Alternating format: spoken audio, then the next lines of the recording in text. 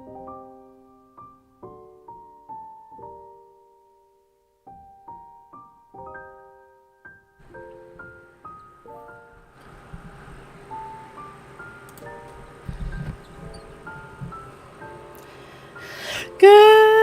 morning, everybody! Good morning! Hello! Hi! Welcome back! Ah, it's so good to be here! It's so good to see you all again! I'm so happy! I'm so happy to see you all again! Oh my gosh, welcome! We are doing our reading stream today. It might be a little on the short side because I'm still recovering from my throat strain. It seems that it's not only just strain, but a mild infection. It happens. I tend to get infections quite a lot. I have a very, very weak immune system, so sometimes I end up just getting infections spontaneously, sometimes from stress, sometimes from strain, and it happens. But I'm so happy to be back. I've missed you all so much. I'm so sad that we didn't get to do our Monday morning chat. I would love to be able to catch up with you guys from the weekend. But don't worry, tomorrow we always sit down and have a whole chat. Normally I don't stream on Wednesdays, but because I didn't stream yesterday, tomorrow is going to be a special exception. So yeah, tomorrow we're just going to sit down and chat and hang out. But today we are going to continue reading Howl's Moving Castle. I want to see how much I can get through. I want to be able to read more to you guys, so... So yeah, my throat's still a little sore, but I have my voice back. After doing the Undertale stream on last Thursday, my throat started to hurt really badly, and by the evening time, my voice was just about gone. So I spent the whole weekend trying to get my voice back. I'm so glad to say that I have it back, but it's still a little sore. So please forgive me if I'm not doing any, voices today. I'm just gonna be able to read through it all. But I do hope you guys still enjoy it. I have a little bit of Merry-Go-Round of Life going on in the background to set the atmosphere for today. And yeah, I got water, I got warm drinks. Don't worry, I'm taking good care of my voice. Getting infections and strain happens a lot for me, so especially since I'm usually a pretty quiet person, I tend to just kind of stay quiet most of the day. So a lot of talking and one to go has been a little bit strenuous for me. But it's been so fun. I can't really even complain. Especially doing the longer streams lately, with Undertale and Mad Father and stuff like that. Doing those longer streams have been, well, as fun as they've been very strenuous on my vocal cords. Icy, hello! Good morning! Thank you for being here! I'm so happy to see you! I've missed you, friend! Thank you for being here! I hope you had a wonderful weekend! I feel bad that we didn't get to do our Monday morning chats, but you know what? Tomorrow I will have all the time in the world to sit and chat with everybody. I got my voice back! I had to cancel last Friday's stream because I had lost my voice due to some strain and a mild infection. So my voice is back. Still sore, but I'm gonna be taking it easy today. Yeah, we're gonna be taking it easy today. But I'm happy to see you, Icy. Thank you for being here. But we're going into it now. We're gonna continue reading Howl's Moving Castle. I'm just gonna adjust things over here real quick.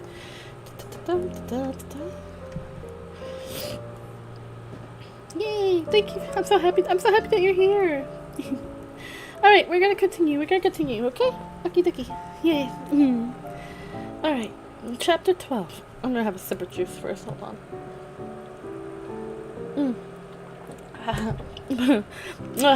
Before. Thank you, Icy. I will get better. I get infections quite a lot. I have a fairly weak immune system, so I get infections and colds and stuff quite easily and quite a lot. So I will be fine. I promise. I'll be okay. I had an ice cream sandwich before I started the stream. I had to shove a whole ice cream sandwich in my face to kind of soothe my throat a little bit more. So I should be okay.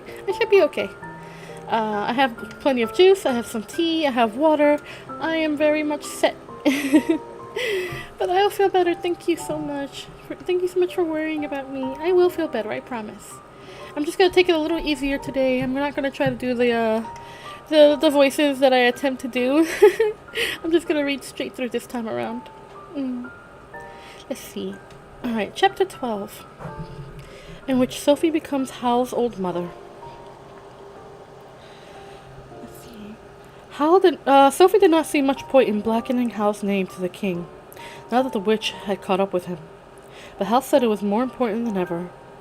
I shall need everything I have got to escape, just to escape the witch, he said. I can't have the king after me as well. So on the following afternoon, Sophie put on her new clothes and sat feeling very fine, if rather stiff, waited for Michael to get ready and for Howl to finish in the bathroom. While she waited, she told Calcifer about the strange country where Howl's family lived. It took her mind off the king. It's a lot of favor.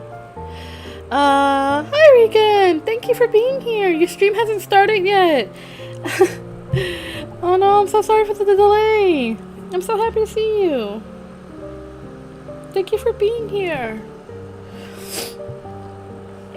I hope when your stream starts it does go well. I hope you guys have a lot of fun.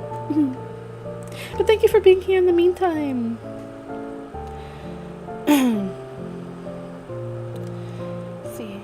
Calcifer was very interested. I knew he came from foreign parts, he said, but this sounds like another world. Clever of the witch to send the curse in from there. Very clever all around. That's magic I admire, using something that exists anyway and turning it around to a curse. Oh, a stream. Oh, Regan, Regan and a couple of our friends are playing on a stream a little later, on Twitch. Regan, if you want, you can put the link to that stream in my chat, so that way you can have other people watch it too. It's so much fun because it's gonna be it's Regan and it's gonna be our friend Cal and who else is what's her name? I'm the worst with names. Please don't crucify me. What was her name? Oh no. Serenity. Was it Serenity? Yes, it was Serenity, right? Regan, if you're still here, you can definitely post a link to the. That's fine. I don't mind. You know I'm gonna be here for a couple hours. That's all good. I don't mind.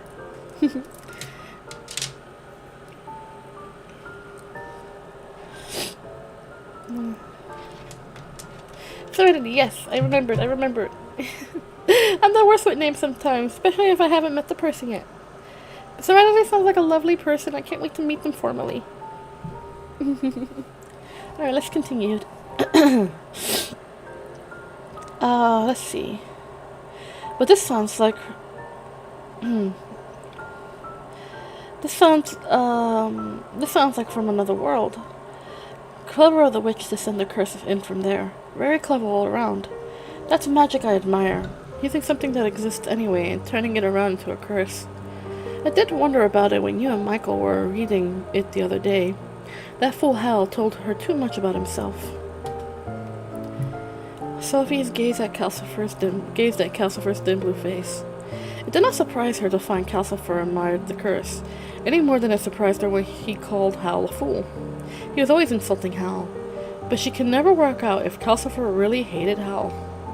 Calcifer always looked so evil anyway, that it was hard to tell. Calcifer moved his orange eyes to look into Sophie's. I'm scared too, he said. I shall suffer with Howl if the witch catches him. If you don't break the contract before she does, I won't be able to help you at all.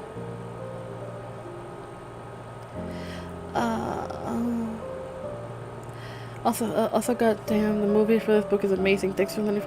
Anytime. I enjoy watching movies with you, Regan. I'm so glad that we got to see it together. It is one of my favorite. It's one of my favorite Ghibli movies, and even though it's not exactly the same as the book, it makes me super happy that you enjoyed it. And I enjoy it too. Like I like to treat the movie as an alternative universe to the books, and I like both equally so very much. Persephone, hi! Thank you for stopping by. I'm so glad that you're here, friend. I'm so happy that you made it. Aw, I'm glad you're listening to me as you're trying. I'm happy. Thank you for being here.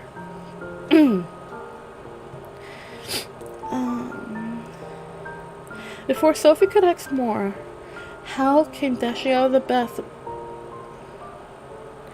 Yeah, we definitely gotta watch more. Definitely gotta watch it more. It'd be so much fun. Let's see. Dashing out of the bathroom looking his very finest, scenting the room with roses and yelling for Michael.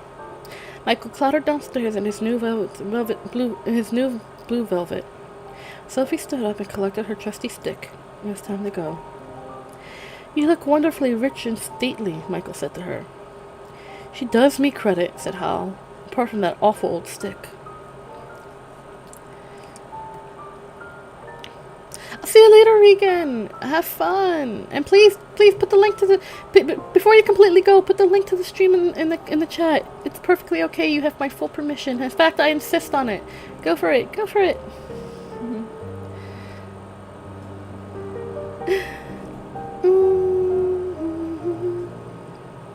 Let's see. Some people, said Sophie, are thoroughly self-centered. The stick goes with me. I need it for moral support. Howl looked at the ceiling but did not argue. They took their stately way into the streets of Kingsbury. Sophie, of course, looked back to see what the castle was like here. She saw a big, arched gateway surrounding a small black door. The rest of the castle seemed to be a blank stretch of plaster wall between two carved stone houses. Before you ask, said Howl, it's really just a disused stable. This way. They walked through the streets, looking at least as fine as any of the passerbys. Not that many people were about. Kingsbury was a long way south, and it was a bakingly hot day there. The pavements shimmered. Sophie discovered another disadvantage to being old. You felt queer in hot weather. The elaborate buildings wavered in front of her eyes. She was annoyed because she wanted to look at the place, but all she had was a dim impression of gold domes and tall houses.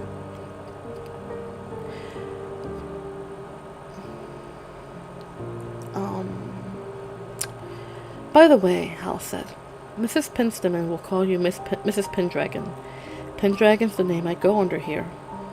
Whatever for? Said Sophie. For disguise, said Howl. Pendragon's a lovely name. Much better than Jenkins. I get by quite well with a plain name, Sophie said as they turned into a blessedly narrow, cool street. We all can't be Mad Hatters, said Howl. Mrs. Penstamen's house was gracious and tall, near the end of the narrow street.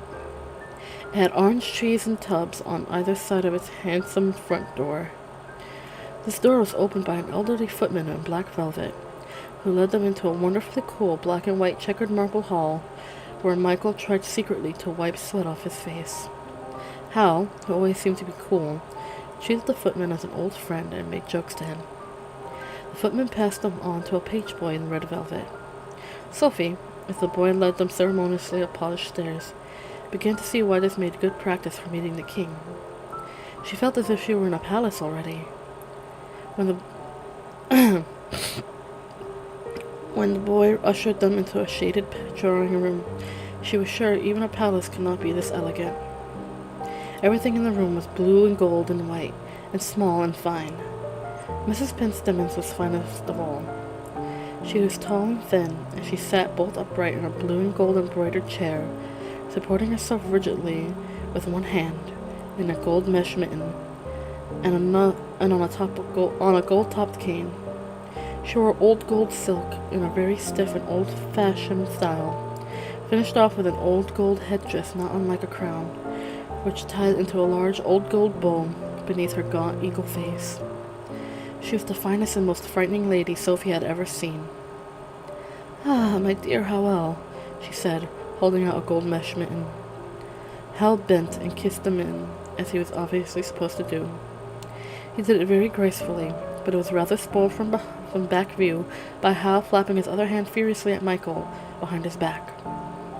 Michael, a little too slowly, realized he was supposed to stand by the door beside the page boy. He backed there in a hurry, only too pleased to get as far away from Mrs. Penstemon as he possibly could. Mrs. Penstemon, allow me to present my old mother, Hal said, waving his hands at Sophie. Since Sophie felt just like Michael, Hal had to flap his hands at her too. Charmed, delighted, said Mrs. Penstemon, as he held her gold mint out to Sophie. Sophie was not sure if Mrs. Penstemon meant to kiss the mitten as well, but she could not bring herself to try. She laid her own hand on the mitten instead. The hand under it felt like an old, cold claw. After feeling it, Sophie was quite surprised that Mrs. Penstemon was alive. Forgive my not standing up, Mrs. Pendragon, Mrs. Penstemon said. My health is not good. It forced me to retire from teaching 3 years ago. Pray, sit down, both of you. Trying not to shake with nerves, Sophie sat grandly in the embroidered chair opposite Mrs. Penstemon, supporting herself on her stick in what she hoped was the same elegant way. Hal spread himself gracefully into a chair next to it. He looked quite at home, and Sophie envied him. I am 86, Mrs. Penstemon announced. My dear Mrs. Pendragon. 90, Sophie said, that being the first high number that came into her head. So old, Mrs. Penstemon said with what may have been a slight stately envy. How lucky you are to move so nimbly still. Oh yes, she's wonderfully nimble, Hal agreed, that sometimes there's no stopping her. Mrs. Penstemon gave him a look which told Sophie that she had been a teacher at least as fierce as Miss Angorian. I am talking to your mother, she said. I dare say she is as proud of you as I am. We are two old ladies who both had a hand in forming you. You are, one might say, our joint creation. Don't you think I did any of me myself then? Said Howl asked. Put in just a few touches of my own. A few, and those not altogether to my liking, Mrs. Penstemon replied. But you will not wish to sit here and hear yourself being discussed. You will go down and sit on the terrace, taking your page boy with you, where a hunch will bring you both a cool drink. Go along. Oh, you followed Serenity and Cal? That's awesome! Thank you for following my friends. It's called, this music's called Merry-Go-Round of Life. It comes from the Howl's Moving Castle movie, but I thought it was very fitting to have it play here as background music. If Sophie had not been so nervous herself, she might have laughed at the expression on Hal's face.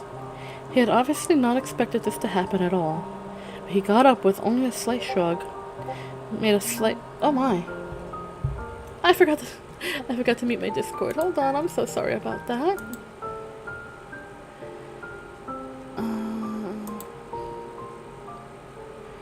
Do that.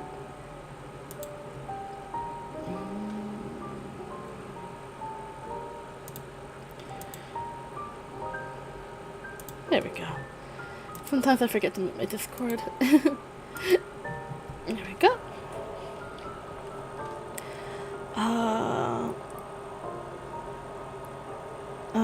But he got up, only with a slight shrug, made a slight warning face at Sophie, and shooed Michael out of the room ahead of him.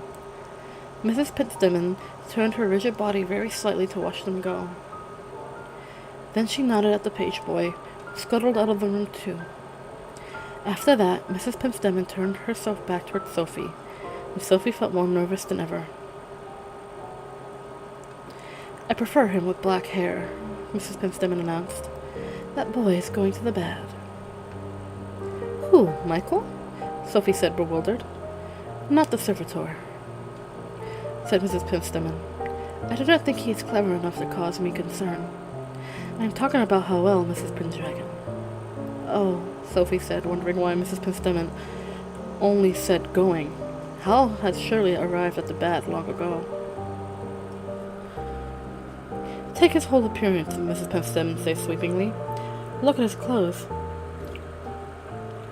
He is always very careful about his appearance, Sophie agreed. And one wondered why she was putting it so mildly. And always was. I am careful about my appearance, too. And I see no harm in that, said Mrs. Pentstemon. But what call has he to be walking around in a charmed suit?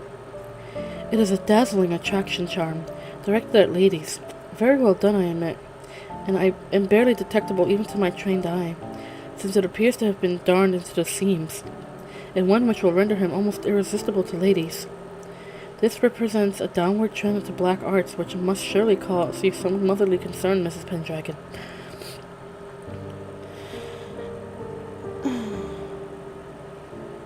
Sophie thought uneasily about the grey and scarlet suit. She had darned the seams without noticing it had anything particular about it. But Mrs. Pentstemon was an expert on magic, and Sophie was only an expert on clothes. Mrs. Pentstemon put both gold mittens on top of her stick and canted her stiff body so that both her trained and piercing eyes stared into Sophie's. Sophie felt more and more nervous and uneasy. My life is nearly over, Mrs. Pentstemon announced. I have felt death tiptoeing close for some time now. Oh, I'm sure that isn't so, Sophie said, trying to sound soothing. It was hard to sound like anything when Mrs. Pentstemon staring at her like that. Excuse me. I assure you it is so, said Mrs. Pentstemon. That is why I was anxious to see you, Mrs. Pendragon. How well, you see, is my last pupil and by far my best. I was about to retire when he came to me out of a foreign land. I thought my work was done when I trained Benjamin Sullivan, whom you probably know better as Wizard Suleiman, rest his soul, and procured him to the post of royal magician. Oddly enough, he came from the same country as Howl. Then Howl came, and I saw at a glance that he had twice the imagination and twice the abilities, and, though I admit he had some faults of character, I knew he was a force for good. Good, Mrs. Pendragon. But what is he now? What indeed, said Sophie. Something has happened to him, Mrs. Pentstemon said, still staring piercingly at Sophie. I am determined to put it right before I die. What do you think has happened? Sophie asked uncomfortably. I must rely on you to tell me that, said Mrs. Pentstemon. My feeling is that he has gone the same way as the Witch of the Waste. They tell me she was not wicked once. Though I have this only on hearsay, since she is older than either of us. She keeps herself young by the arts. Howl has gifts in the same order as hers. It seems as if those high abilities cannot resist some extra dangerous stroke of cleverness, which results in a fatal flaw and begins a slow decline to evil. Do you, by any chance, have a clue what it might be? Calcifer's voice came to Sophie's mind, saying, the contract isn't doing either of us any good in the long run. She felt a little chilly in spite of the heat of the day blowing through the open windows of the shaded, elegant room. Yes, she said. He's made some sort of contract with his fire demon. Mrs. Pentstemon's hands shook a little on her stick. That will be it. You must break that contract, Mrs. Pendragon. I would if I knew how, Sophie said. And I like your gift, said Mrs. Pentstemon. It brings life into things, such as that stick in your hand, which you have evidently talked to the extent that it has become what the layman would call a magic wand. I think you would find it... I think you would not find it too hard to break the contract. Yes, but I need to know what the terms of it are.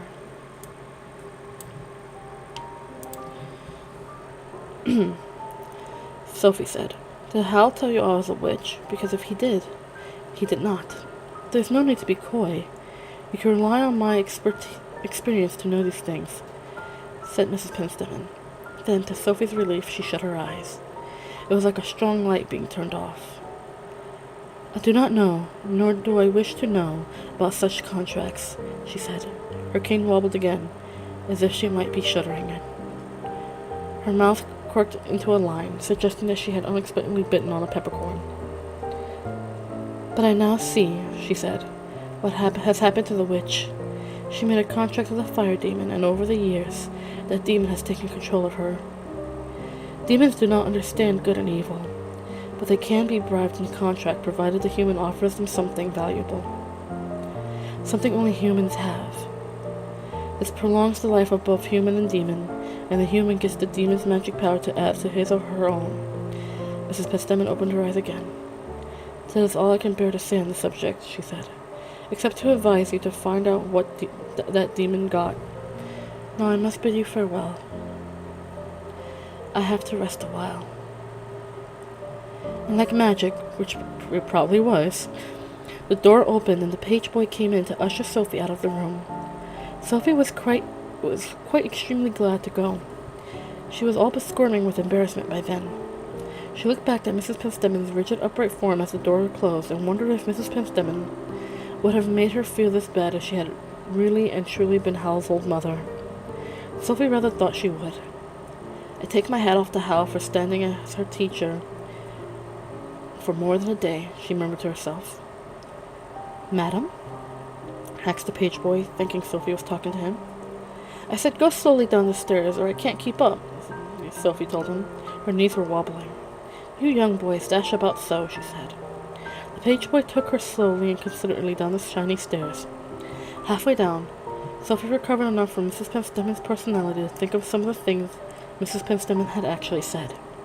She had said Sophie was a witch. Oddly enough, Sophie accepted this without any trouble at all.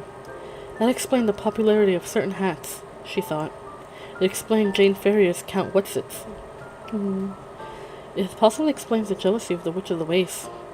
It was as if Sophie had always known this, but she had thought it was not proper to have a magic gift because she was the eldest of 3.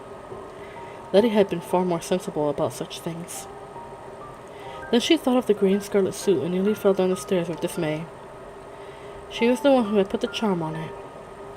She could hear herself now, murmuring to it, "Built to pull in the girls," she had told it. And of course it did. It had charmed Letty that day in the orchard. Yesterday, somewhat disguised, it must have had a secret effect on Miss Angorian too. "Oh dear," Sophie thought. "I've gone and doubled the number of hearts he'll have broken. I must get that suit off him somehow." Howl, in the same suit, was waiting in the cool black and white hall with Michael. Michael nudged Howl in a worried way, and Sophie came slowly down the stairs behind the page boy. Howl looked saddened. "You seem a bit ragged," he said. "I think we better skip seeing the king. I'll go and blacken my own name when I make your excuses. I can say my wicked ways have made you ill. That could be true from the look of you." Sophie certainly did not wish to see the king, but she thought of what Calcifer had said. If the king commanded Howl to go into the waste and the witch caught him, Sophie's own chance of being young again would have gone too. She shook her head. "After Mrs. Pentstemon," she said, "the king of Ingery will seem just like an ordinary person." Chapter 13, in which Sophie blackens Howl's name. Let me get something to drink. One moment, please.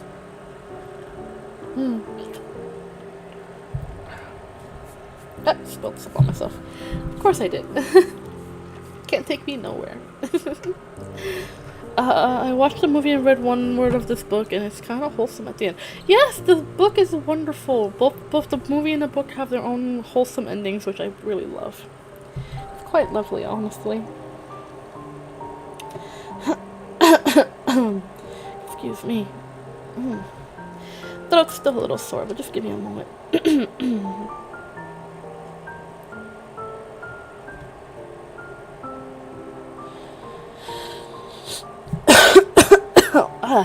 Excuse me, I'm so sorry about that.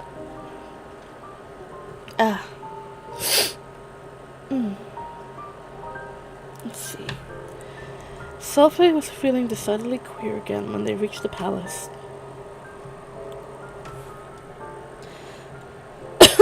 Excuse me.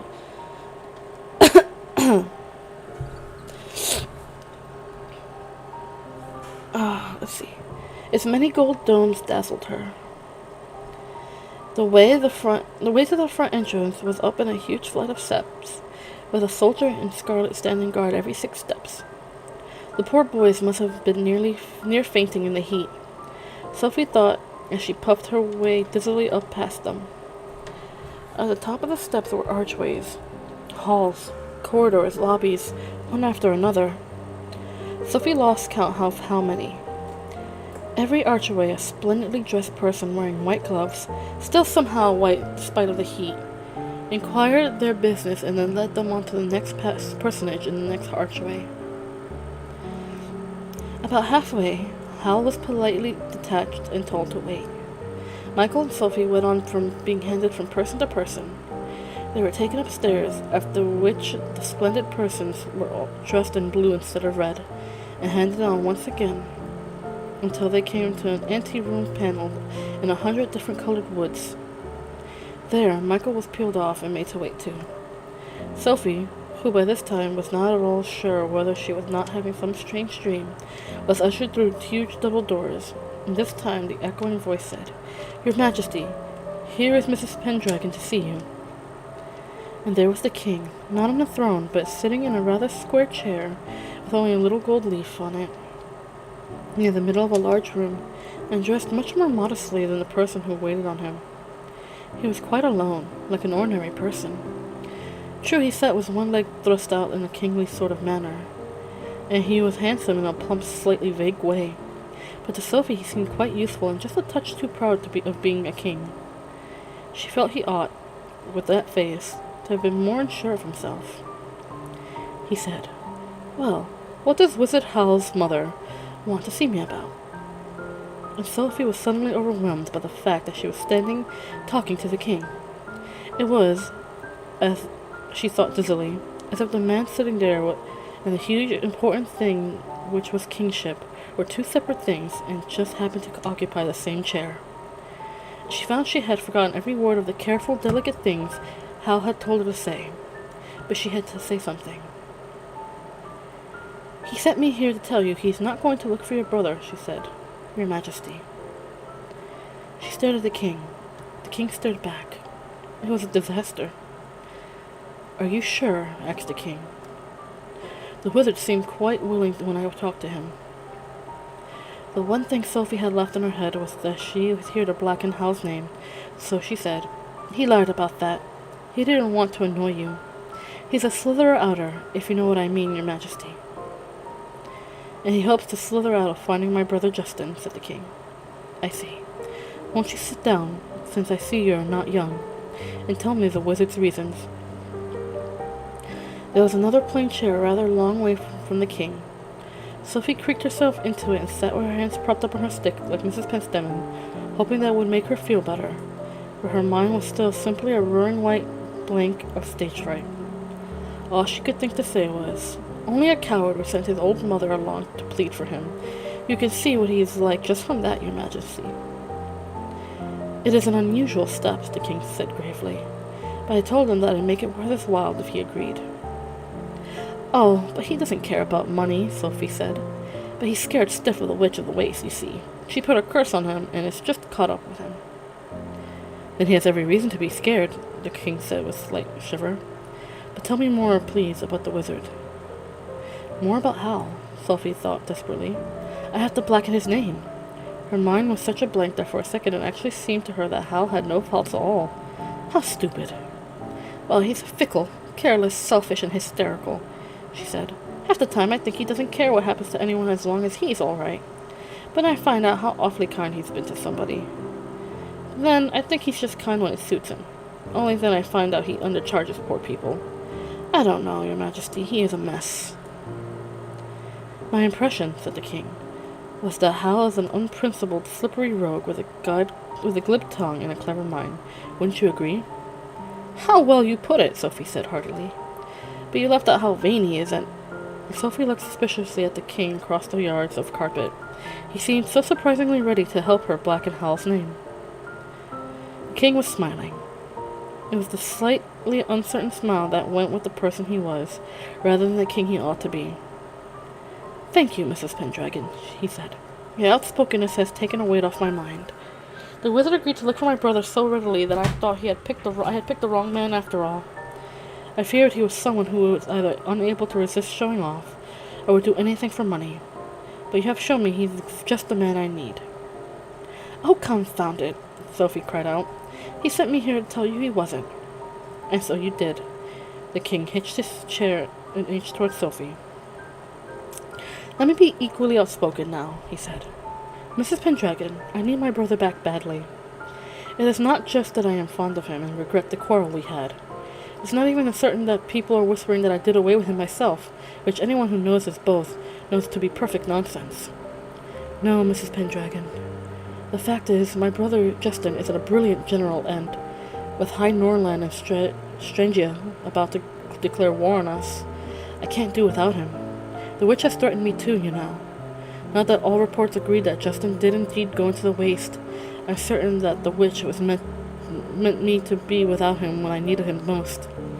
I think she took Wizard Solomon as bait just to fetch Justin, and it follows that I need a fairly clever and unscrupulous wizard to get him back. Howl will just run away, Sophie warned the king. No, said the king. I don't think he will. The fact that he sent you tells me that. He did it to show me that he was too much of a coward to care what I thought of him. Isn't that right, Mrs. Pendragon? Sophie nodded. She wished she could have remembered all of Howl's delicate remarks. The king would have understood them, even if she did not. Not the act of a vain man, the king said, but no one would do that except as a last resort, which showed me that Wizard Howl will do what I want if I make it clear to him that his last resort has failed. I think you may be, taking delicate hints that aren't there, Your Majesty, Sophie said. I think not, the king smiled. His slightly vague features had all firmed up. He was sure he was right. Tell Wizard Howl, Mrs. Pendragon, that I am appointing him royal wizard as from now, with our royal command to find Prince Justin alive or dead before the year is out. You have our leave to go now. Sophie held out his hand to Sophie, just like Mrs. Penstamen, but a little less royally. Sophie levered herself up, whether she was meant to kiss his hand or not, but since she felt more like raising her stick and beating the king over the head with it, she shook the king's hand and gave a creaking little curtsy. It seemed to be the right thing to do. The king gave her a friendly smile as she hobbled away to the double doors. Oh, curses, she muttered to herself. It was not only exactly what Howl did not want. Howl would now move the castle 1,000 miles away, letting Martha and Michael all be miserable, and no doubt there would be torrents of green slime into the bargain as well.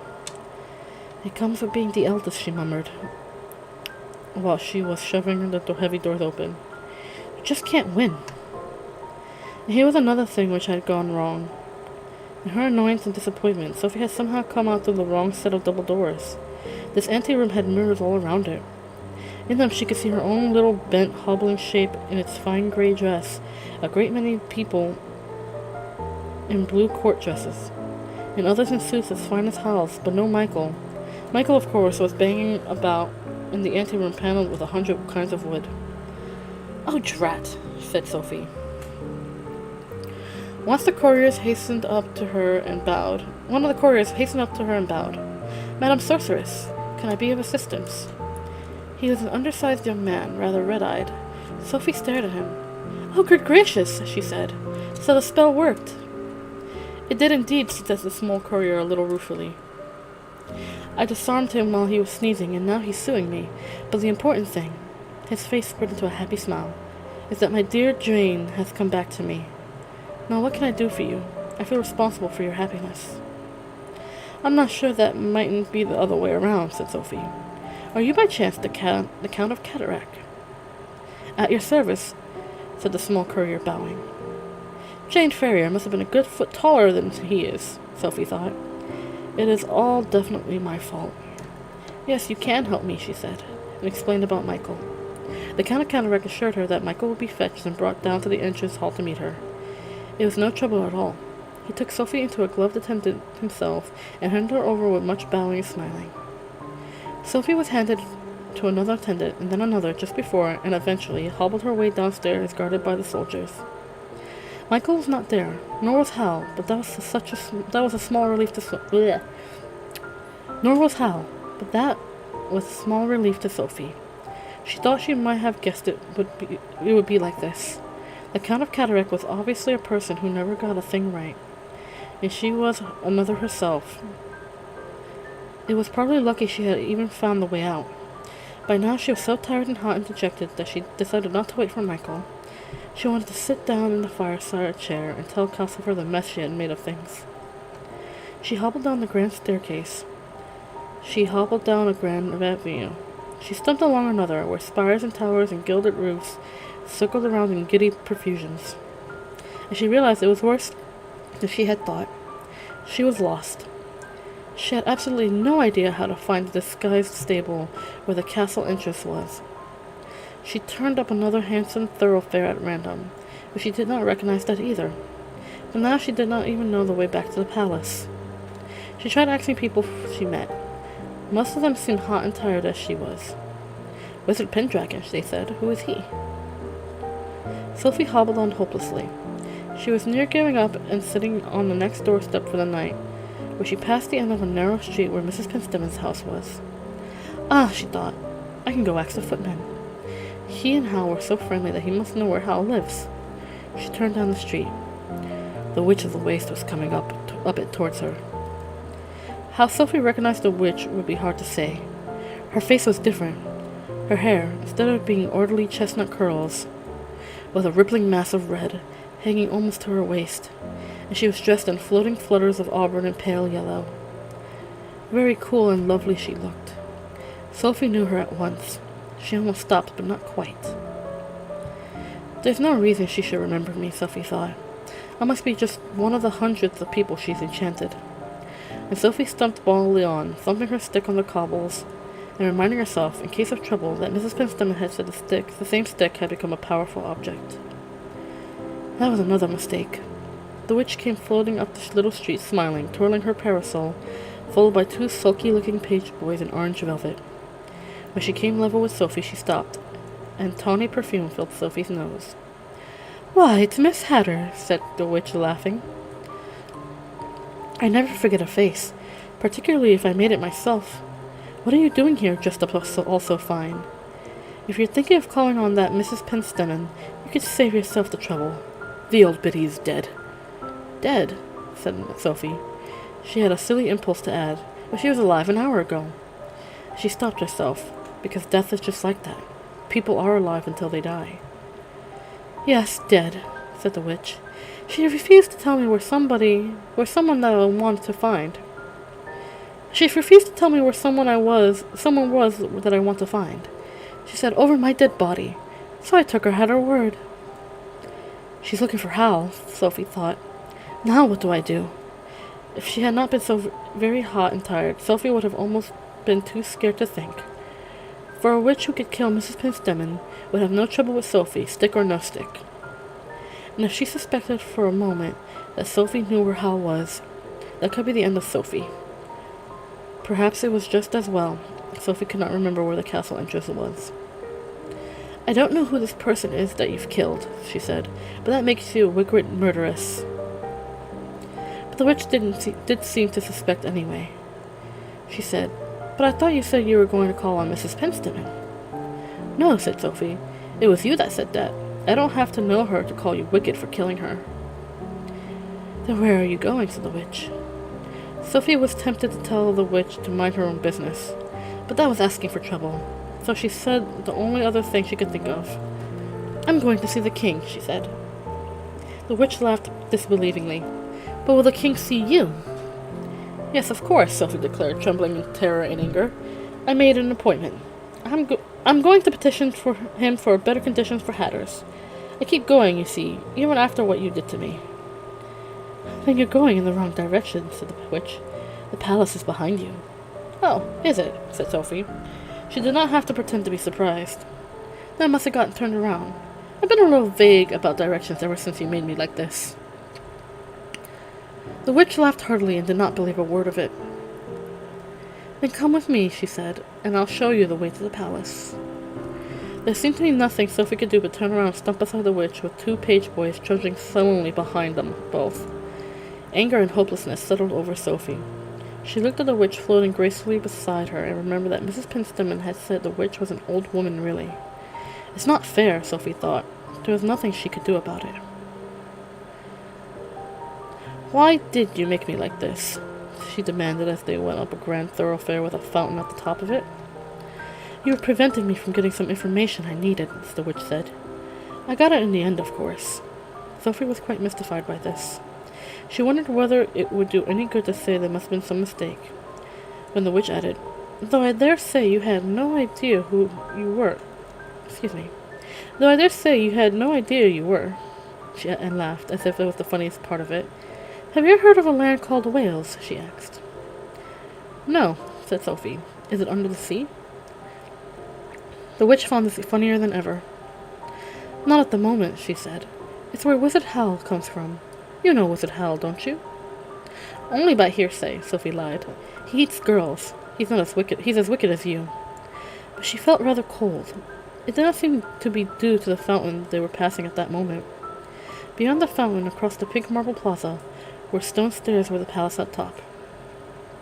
"There you are. There's the palace," said the witch. "Are you sure you can manage all those stairs?" "None the better for you," said Sophie. "Make me young again and I'll run up them, even in this heat." "That wouldn't be half so funny," said the witch. "Up you go, and if you do persuade the king to see you, remind him that his grandfather set me to the waist, and I bear him a grudge for that." Sophie looked hopelessly along the flight of stairs. At least there was nobody but soldiers on them. With the luck she was having today, it would not surprise her to find Michael and Howl on their way down. Since the witch was obviously going to stand there and make sure she went up, Sophie had no choice but to climb them. Up she hobbled, past the sweating soldiers and all the way to the palace entrance again, hating the witch more with every step. She turned around panting at the top. The witch was still there, a floating russet shape at the foot, with two small orange figures beside her, waiting to see her get thrown out of the palace. "Drat her," said Sophie. She hobbled over to the guards in the archway. Her bad luck still held. There was no sign of Michael or Howl in the reaches beyond. She was forced to say the guards, "There's something I forgot to tell the king." They remembered her. They led her inside to be received by a personage in white gloves. Before Sophie had collected her wits, the palace machinery was in motion again. She was being handed from person to person, just like the first time, until she arrived at the same double doors and the same person in blue announcing, "Mrs. Pendragon to see you again, your majesty." It was like a bad dream. Sophie thought as she went into the same large room. She seemed to have no choice but to blacken Howl's name again. The trouble was, with all that had happened, and stage right again into the bargain, her mind was blanker than ever. The king, this time, was standing at a large desk in one corner, rather anxiously moving flags about the map. He looked up and said pleasantly, "They tell me that there was something you forgot to say." "Yes," said Sophie. "Hal says he'll only look for Prince Justin if you promise him your daughter's hand in marriage." "What put that into my head?" she thought. "He'll have us both executed." The king gave her a concerned look. "Mrs. Pendragon, you must know that it's quite out of the question," he said. "I can see you must be very worried about your son to suggest it, but you can't keep him tied to your apron strings forever, you know. And my mind is made up. Please come and sit in this chair. You seem tired." Sophie tottered to the low chair the king pointed to and sank into it, wondering when the guards will arrive to arrest her. The king looked vaguely around. "My daughter was here just now," he said. To Sophie's considerable surprise, he bent down and looked under the desk. "Valeria," he called. "Vally, come on out. This way. There's a good girl." There was a shuffling noise. After a second, Princess Valeria shunted herself out from under the desk in sitting position, grinning benignly. She had 4 teeth, but she was not old enough to have grown a proper head of hair. All she had was a ring of wispy whiteness above her ears. When she saw Sophie, she grinned wider yet and reached out with the hands that she had just been sucking on, took hold of Sophie's dress. Sophie's dress responded with a spurting wet stain, and the princess hauled herself to her feet. Staring up into Sophie's face, Valeria addressed a friendly remark to her in what was clearly a private foreign language. "Oh," Sophie said, feeling an awful fool. "I understand how a parent feels, Mrs. Pendragon," said the king. Chapter 14, in which a royal wizard catches a cold. Sophie rode back to the castle's Kingsbury entrance in one of the king's coaches, drawn by 4 horses. On it were also a coachman, a groom, and a footman. A sergeant and 6 royal troopers went with it to guard it. The reason was Princess Valeria. She had climbed into Sophie's lap. As the coach clattered the short way downhill, Sophie's dress was still covered with the wet marks of Valeria's royal approval. Sophie smiled a little. She thought Martha might have a point after all, wanting children, although 10 Valeria struck her as a bit much. As Valeria had scrambled over her, Sophie remembered hearing the witch had threatened Valeria in some way. As she found herself saying to Valeria, "The witch shan't hurt you. I won't let her." The king had not said anything about that, but he had ordered out a royal coach for Sophie. The equipage drew to a very noisily halt outside the disguised stable. Michael shot out of the door and got in the way of the footman who was helping Sophie down. "Where did you get to?" he said. "I've been so worried, and Hal's terribly upset." "I'm sure he is," Sophie said apprehensively. "Because Mrs. Pinstem is dead," said Michael. Hal came to the door. He looked pale and depressed. He was holding a scroll with a red and blue royal seals dangling off it, which Sophie eyed guiltily. Howl gave the sergeant a gold piece and did not say a word until the coach and the troopers had gone clattering away. Then he said, "I make that 4 horses and 10 men just to get rid of one old woman. What did you do to the king?" Sophie followed Hal and Michael indoors, expecting to find the room covered with green slime. But it was not, and there was Calcifer flaring up in the chimney, grinning his purple grin. Sophie sank into the chair. "I think if the king got sick of me turning up and blackening your name, I went twice," she said. "Everything went wrong, and I met the witch on her way from killing Mrs. Pinstem. What a day." While Sophie described some of what had happened, Hal leaned onto the mantelpiece, dangling the scroll as if he thinking of feeding it to Calcifer. "Behold the new royal wizard," he said. "My name is very black." And he began to laugh, much to the surprise of Sophie and Michael. "And what did she do to the Count of Cataract?" he laughed. "I should never have let her near the king." "I did blacken your name," Sophie protested. "I know. It was my miscalculation," Hal said. "Now, how am I going to go to poor Mrs. Pinstem's funeral without the witch knowing? Any ideas, Calcifer?" It was clear that Hal was far more upset about Mrs. Pinstem than anything else. Michael was the one who worried about the witch. He confessed next morning that he had had nightmares all night. He had dreamed that she came through all the castle entrances at once. "Where's Hal?" he asked anxiously. Hal had gone out very early, leaving the bathroom full of the usual scented steam. He had not taken his guitar, and the doorknob was turned to green down. Even Calcifer knew no more than that. "Don't open the door to anyone," Calcifer said. "The witch knows all about the entrances except for the Port Haven one." This so alarmed Michael that he fetched some planks in the yard and wedged them crosswise over the door. Then he got to work on the last spell that he had gotten back from Miss Angorian. Half an hour later, the doorknob turned sharply to black down. The door began to bounce about. Michael clutched at Sophie. "Don't be afraid," he said shakily. "I'll keep you safe." "Oh gosh. Sorry, just readjusting my seat." There we go. Okay.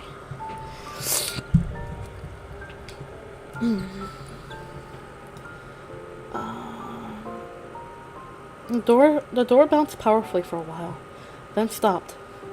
Michael had just let go of Sophie in great relief when there came a violent explosion. The planks clattered to the floor. Calcifer plunged to the bottom of the grate, and Michael plunged into the broom cupboard, leaving Sophie standing there as the door burst open and Hal stormed in. "This is a bit much, Sophie," he said. "I do live here." He was soaking wet. The gray and scarlet suit was now black and brown. His sleeves and the ends of his hair were dripping. Sophie looked at the doorknob, still turned black down. Miss Angorian, she thought, and he went to see her in that charmed suit. "Where have you been?" she said. Hal sneezed. "Standing in the rain." "None of your business," he said hoarsely. "What were those planks in aid of?" "I did them," Michael said, edging out of the broom cupboard. "The witch." "You must think I don't know my business," Hal said irritably. "I have so many misdirection spells out that most people wouldn't find us at all. I give even the witch 3 days. Calcifer, I need a hot drink." Calcifer had been climbing up among his logs, but as Hal went over to the fireplace, he plunged down again. Don't come near me like that. You're wet, he hissed. Sophie, Howl said pleadingly. Sophie folded her arms pitilessly. What about Letty? She said. I'm soaked, though, said Howl. I should have a hot drink. And I said, what about Letty Hatter? Sophie said. Bother you, then, said Howl. He shook himself. The water fell off him in a neat ring on the floor. Howl stepped out of it with his hair gleaming dry and his suit gray and scarlet, not even damp, and went to fetch the saucepan. The world is full of hard-hearted women, Michael, he said, and I can name three without stopping to think. One of them being Miss Angorian, asked Sophie. Hal did not answer. He ignored Sophie grandly for the rest of the morning while he discussed moving the castle with Michael and Calcifer. Hal really was going to run away, just as she had warned the king he would. Sophie thought as she sat and sewed more triangles of the blue and silver suit together. She knew she must get Hal out of that gray and scarlet suit as soon as possible. I don't think we need move the Port Haven entrance, Hal said. He conjured himself a handkerchief out of the air and blew his nose with a hoot, which made Calcifer flicker uneasily. But I want to move the castle well away from anywhere it's been before, and the Kingsbury entrance shut down. Someone knocked on the door then. Sophie noticed that Hal jumped and looked around as nervously as Michael. Neither of them answered the door. Coward, Sophie thought scornfully. She wondered why she had gone through all that trouble for Hal yesterday. I must have been mad, she muttered to the blue and silver suit. What about the black down entrance? Michael asked, when the person knocking seemed to have gone away. That stays, Hal said, and conjured himself another handkerchief with a final sort of flick. It would, Sophie thought. Miss Angorian's on the outside of it. Poor Letty.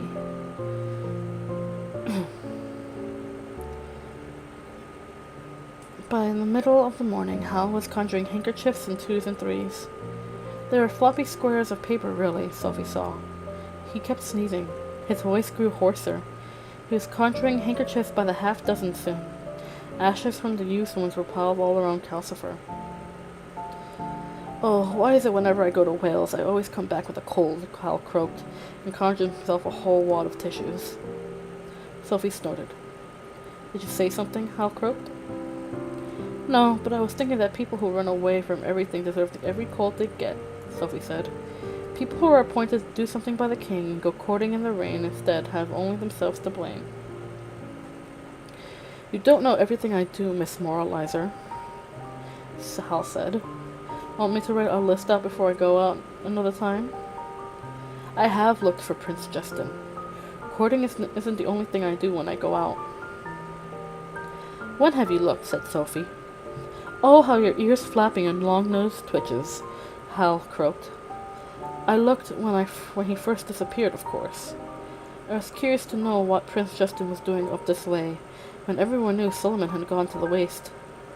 I think someone must have sold him a dud finding spell, because he went right over into the folding valley and brought another for Mrs. Fairfax, and that fetched him back this way, fairly naturally, where he stopped at the castle and Michael sold him another finding spell and the disguise spell. Michael's hand went over his mouth. That man in the green uniform was Prince Justin?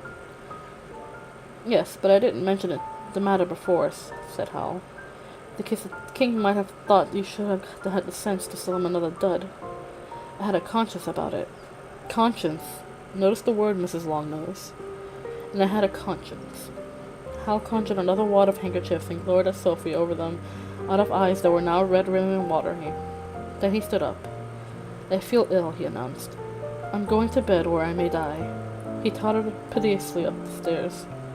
Bury me beside Mrs. Penstemon, he croaked, and went up them to bed. Sophie applied herself to sewing harder than ever.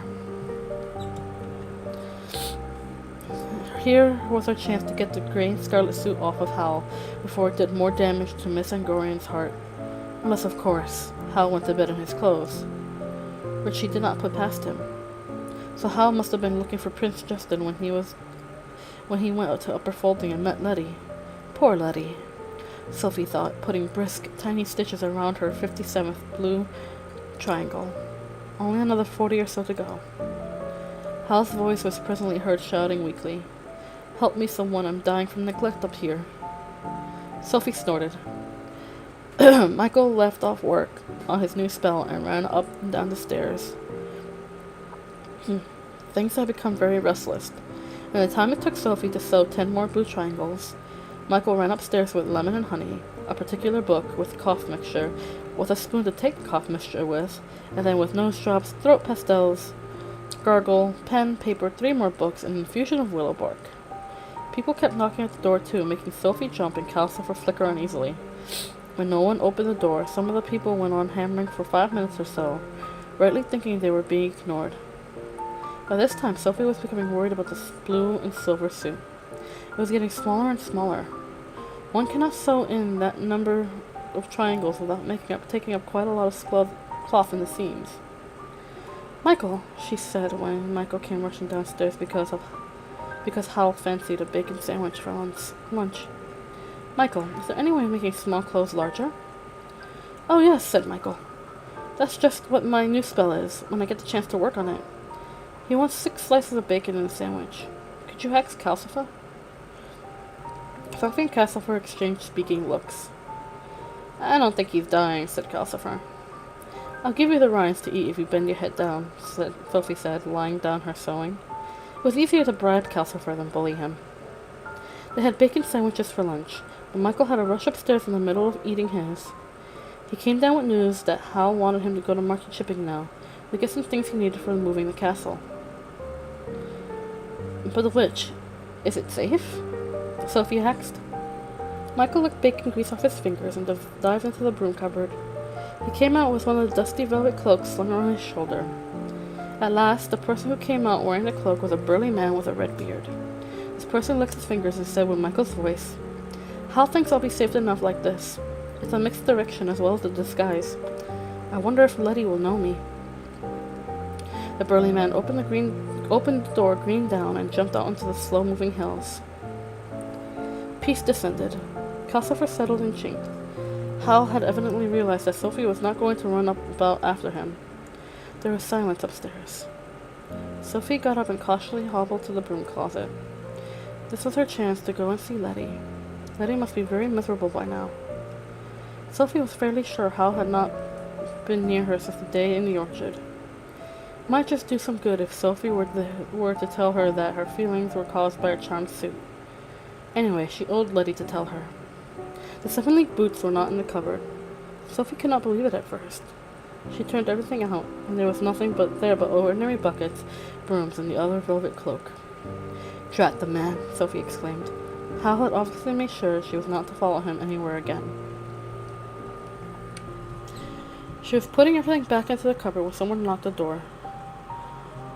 Sophie, as usual, jumped and hoped that they would go away, but this person seemed more determined than most. Whoever it was went on knocking, or perhaps hurling himself or herself onto the door, for the sound was more of a steady whump, whump, whump than a proper knocking.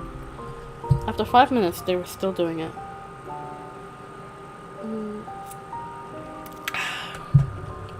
Excuse me.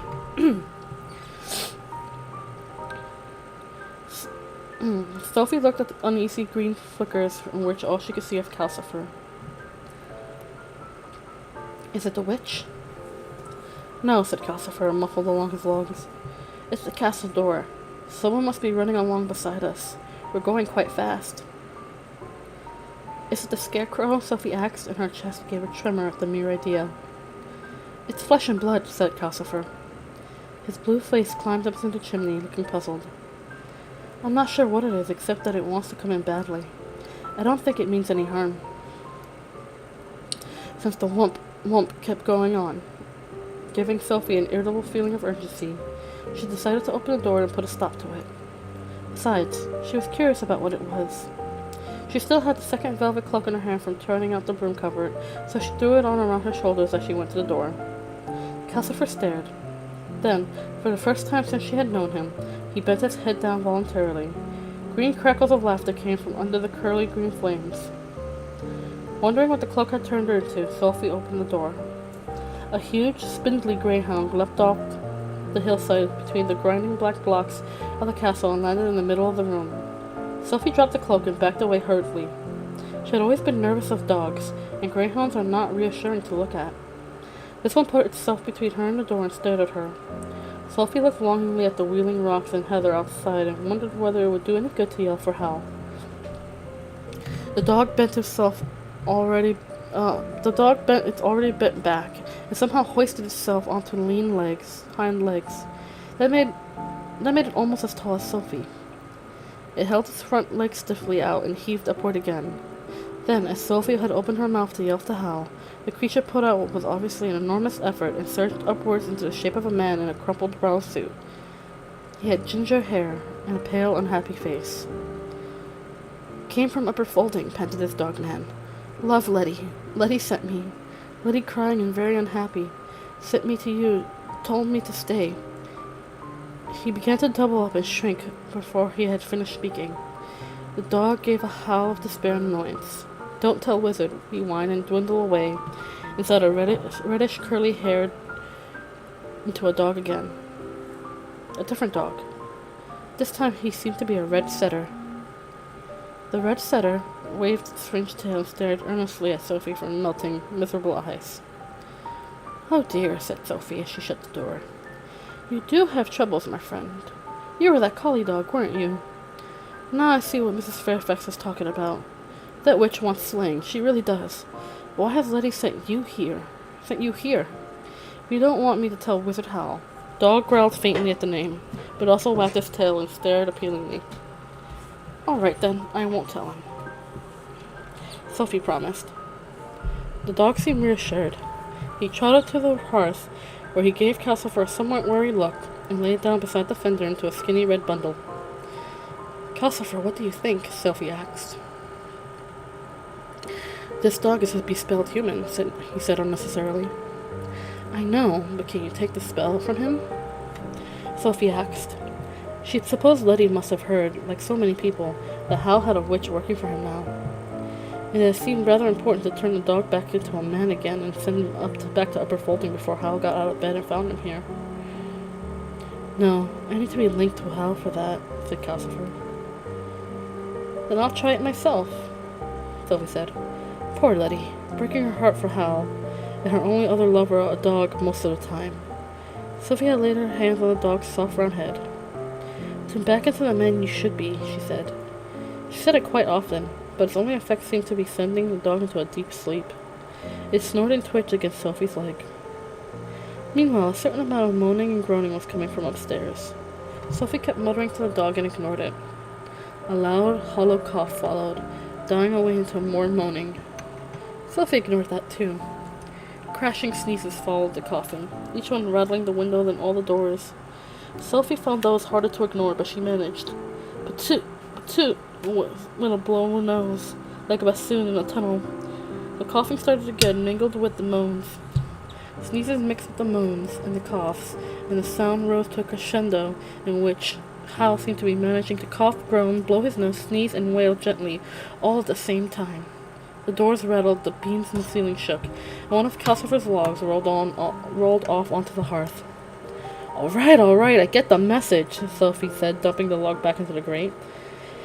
"It'll be green slime next. Calcifer, make sure that dog stays where it is." And she climbs the stairs, muttering loudly. "Excuse me. Really, these wizards. You'd think no one has ever had a cold before."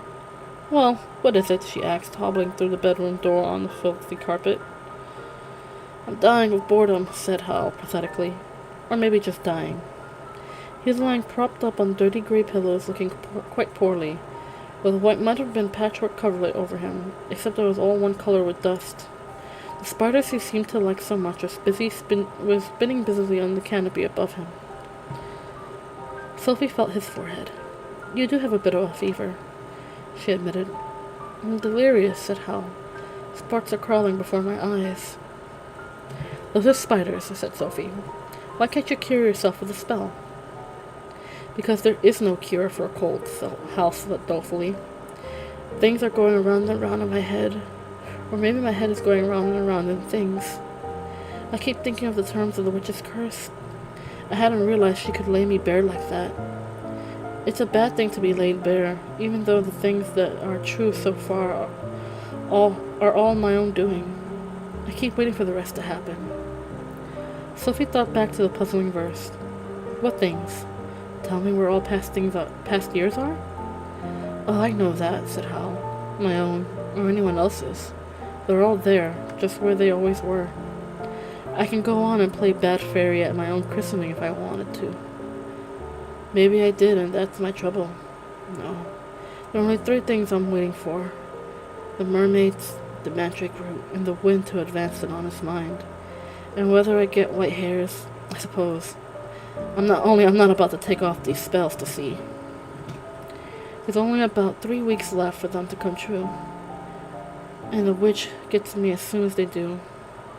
But the rugby club reunion is Midsummer's Eve, and so I shall go to that at least. The rest had all happened long ago. You mean the falling star and never being able to find a woman true and fair? Said Sophie. I'm not surprised the way you go on. Mrs. Penstemen told me you were going to the bad. She was right, wasn't she? I must go to her funeral if it kills me, Howl said sadly. Mrs. Penstemen always thought far too well of me. I blinded her with my charm. Water ran out of his eyes. Sophie had no idea if he was really crying or whether it was his cold, but she noticed he was slithering out again. I was talking about the way you keep dropping ladies as soon as you make them love you, she said. Why do you do it? Hal pointed a shaky hand up towards the canopy of his bed. That's why I love spiders. If at first you don't succeed, try again. I keep trying, he said with great sadness. But I bought it on myself by making a bargain some years ago, and I know I shall never be able to love anyone properly now. The water running out of Hal's eyes was definitely tears now. Sophie was concerned. No, you mustn't cry. There was a pattering outside. Sophie looked around to see the dog man oozing himself past the door in a neat little half-circle. She reached out and caught a handful of his red coat, thinking he was certainly coming to bite Hal, but all the dog did was lean against her legs, so that she had to stagger back to the peeling wall. What's this? Said Hal. My new dog, said Sophie, hanging on to its curly hair. Now she was against the wall. She could see out of the bedroom window. It ought to have looked out onto the yard, but instead it showed a view of a neat, square garden, with a child's metal swing in the middle. The setting sun was firing raindrops, hanging on the swing into blue and red. As Sophie stood and stared, Hal's niece, Mari, came running across the wet grass. Hal's sister, Megan, followed Mari. She was evidently shouting that Mari should not sit on the wet swing, but no sound seemed to come through. Is that the place called Wales? Sophie asked. Hal laughed and pounded onto the coverlet. Dust climbed up like smoke. Bother that dog, he croaked. I had a bet on myself whether I could keep you from snooping out of the window all the time you were in here. Did you now? Said Sophie, and she let go of the dog, hoping it would bite Hal hard. But the dog only went on leaning on her, shoving her towards the door. Now, so all that song and dance was just a game, was it? She said. I might have known. Hal lay back on his gray pillows, looking wrong and injured. Sometimes, he said reproachfully, you sound just like Megan. Sometimes, Sophie answered, shooing the dog out of the room in front of her. I understand how Megan got the way she is. And she shut the door on the spiders, the dust, the garden, and the garden with a loud bang.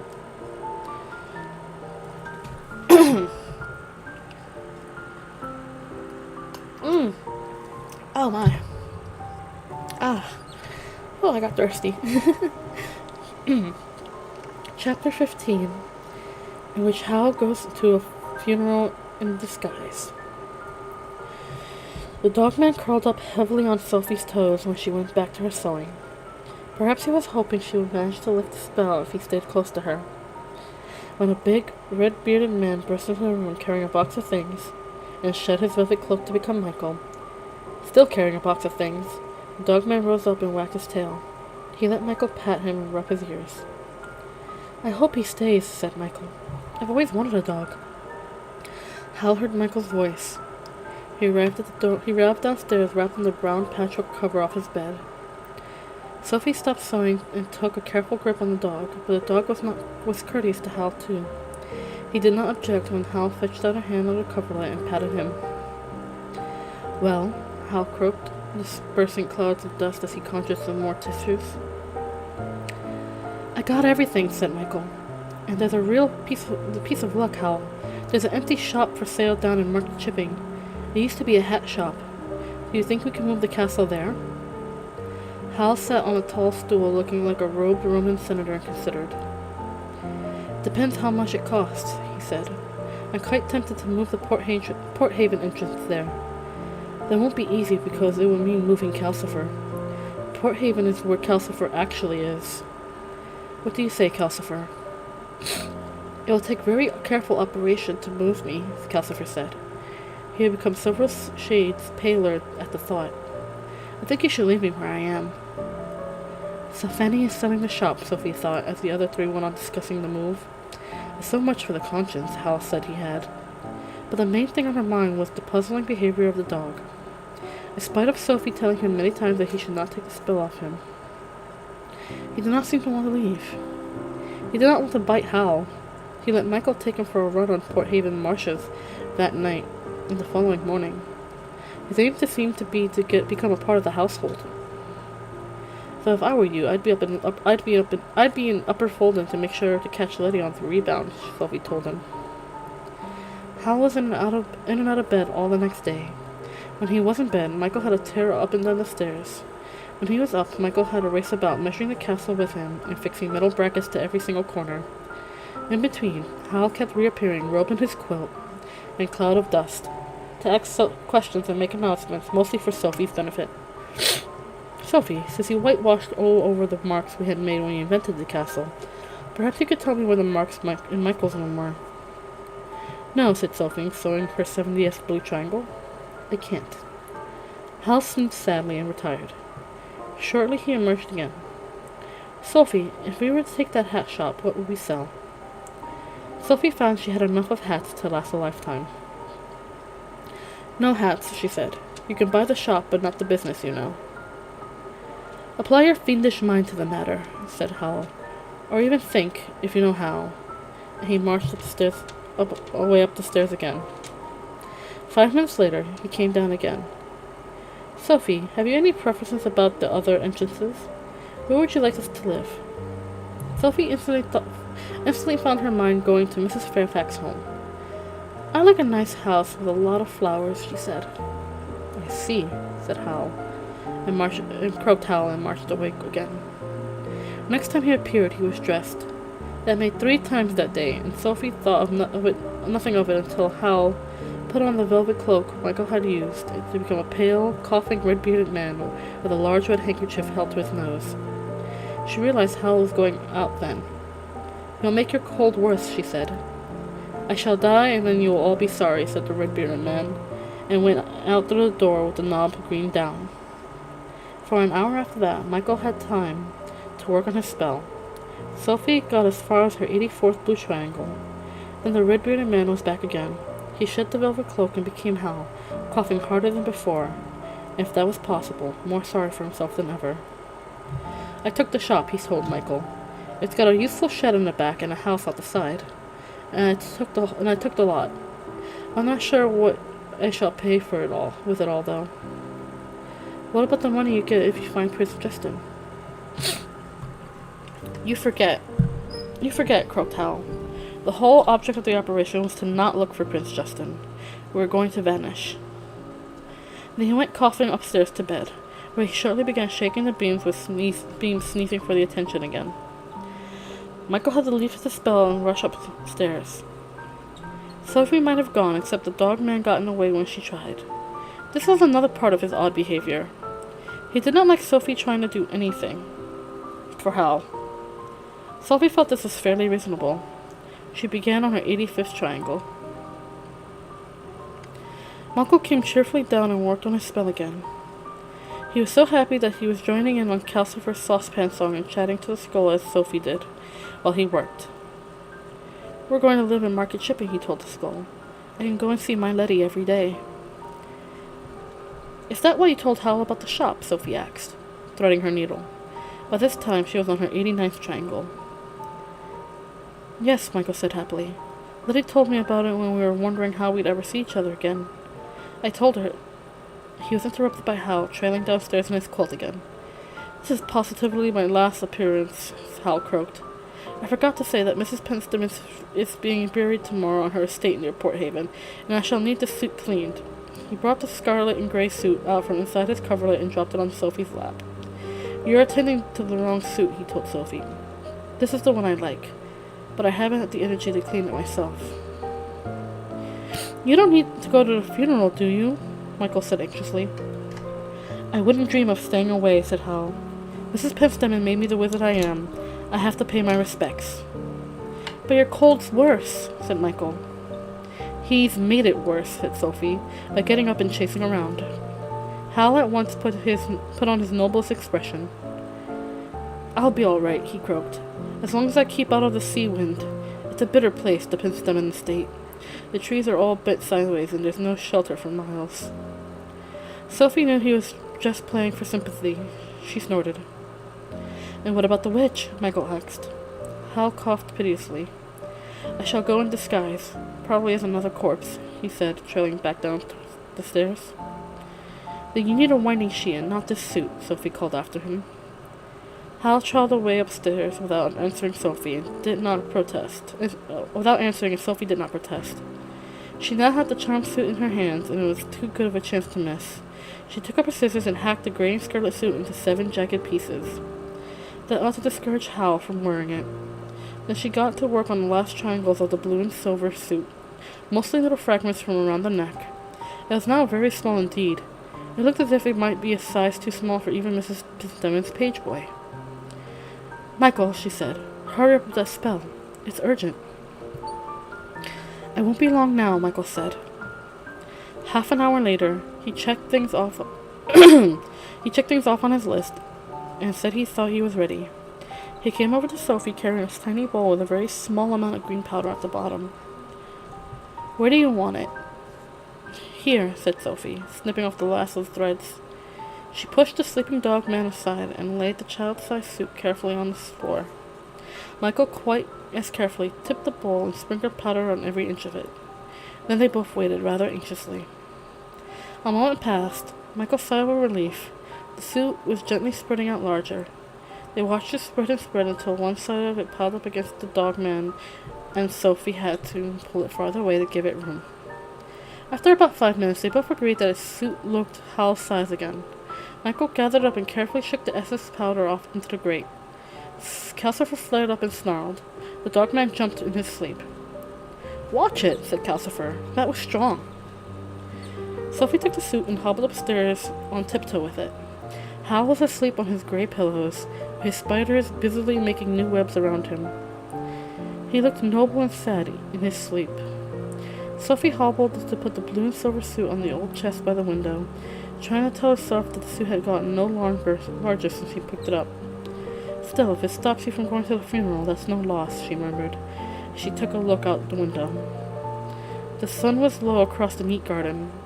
A large, dark man was out there, enthusiastically throwing a red ball towards Hal's nephew Neil, who was standing with a look of patient suffering, holding a bat. Sophie could see the man was Neil's father. Snooping again, Hal said suddenly behind her. Sophie swung around guiltily to find that Hal was only half awake, really. He may even have thought it was the day before, because he said, "Teach me to keep off envy's stinging. That's all part of past years now. I love Wales, but it doesn't love me. Megan's full of envy because she's respectable and I'm not." Then he woke up a little more and asked, "What are you doing?" "Just pulling out your suit for you," Sophie said, and hobbled hastily away. Hal must have gone back to sleep. He did not emerge again that night. There was no sign of him stirring when Sophie and Michael got up the next morning. They were careful not to disturb him. Neither of them felt that going to Mrs. Penstem's funeral was a good idea. Michael crept up onto the hills to take the dogman for a run. Sophie tiptoed about, getting breakfast, hoping Howl would oversleep. There was still no sign of Howl when Michael came back. The dog man was starving, hungry. Sophie and Michael were hunting in the closet for things the dog could eat when they heard Howl coming slowly downstairs. "Sophie," Howl's voice said accusingly. He was standing, holding the door to the stairs open with one arm that was entirely hidden inside an immense blue and silver sleeve. His feet, on the bottom of the stairs, were standing inside the top half of a gigantic blue and silver jacket. Hal's other arm did not come anywhere near the other huge sleeve. Sophie could see that arm in outline, making a bulging gesture under the vast frill of collar. Behind Hal, the stair was full of blue and silver suit trailing back all the way to its bedroom. "Oh dear," said Michael. "Hal, it was my fault. Your fault. Garbage," said Hal. "I can detect Sophie's hand a mile off, and there are several miles of the suit. Sophie dear, where is my other suit?" Sophie hurriedly fetched the pieces of the gray and scarlet soup out of the broom cupboard where she had hidden them. Hal surveyed them. "Well, that's something," he said. I've been expecting it to be too small to see. Give it here, all 7 of it." Sophie held the bundle of gray and scarlet cloth out towards him. Hal, with a bit of searching, succeeded in finding his hand inside the multiple folds of blue and silver sleeve and working it through a gap between 2 tremendous stitches. He grabbed the bundle off her. "I am now," he said, "going to get ready for the funeral. Please, both of you, refrain from doing anything whatsoever while I do. I can tell Sophie is in top form at the moment, and I want this room to be the usual size when I come back to it."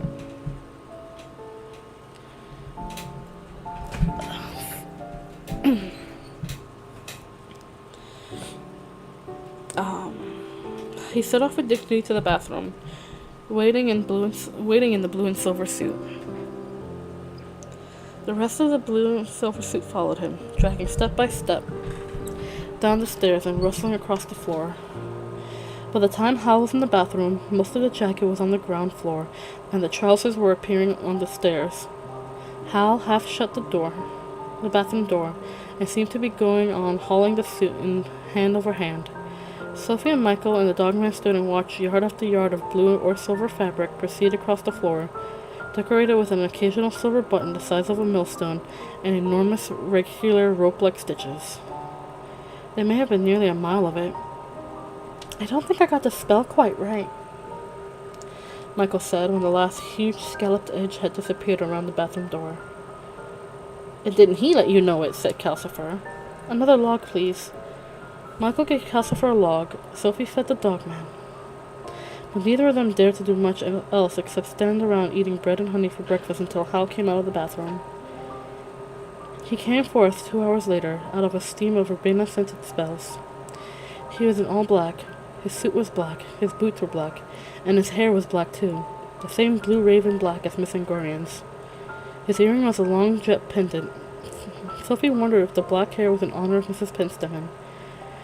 She agreed with Mrs. Penstemon that black hair suited Hal. His green glass eyes went better with it, but she wondered very much which suit the black one really was. Hal conjured himself a black tissue and blew his nose on it. The window rattled. He picked up one of the slices of bread and honey from the bench and beckoned the dogman.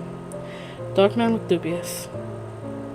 I only want you where I can look at you," said Hal, croaked.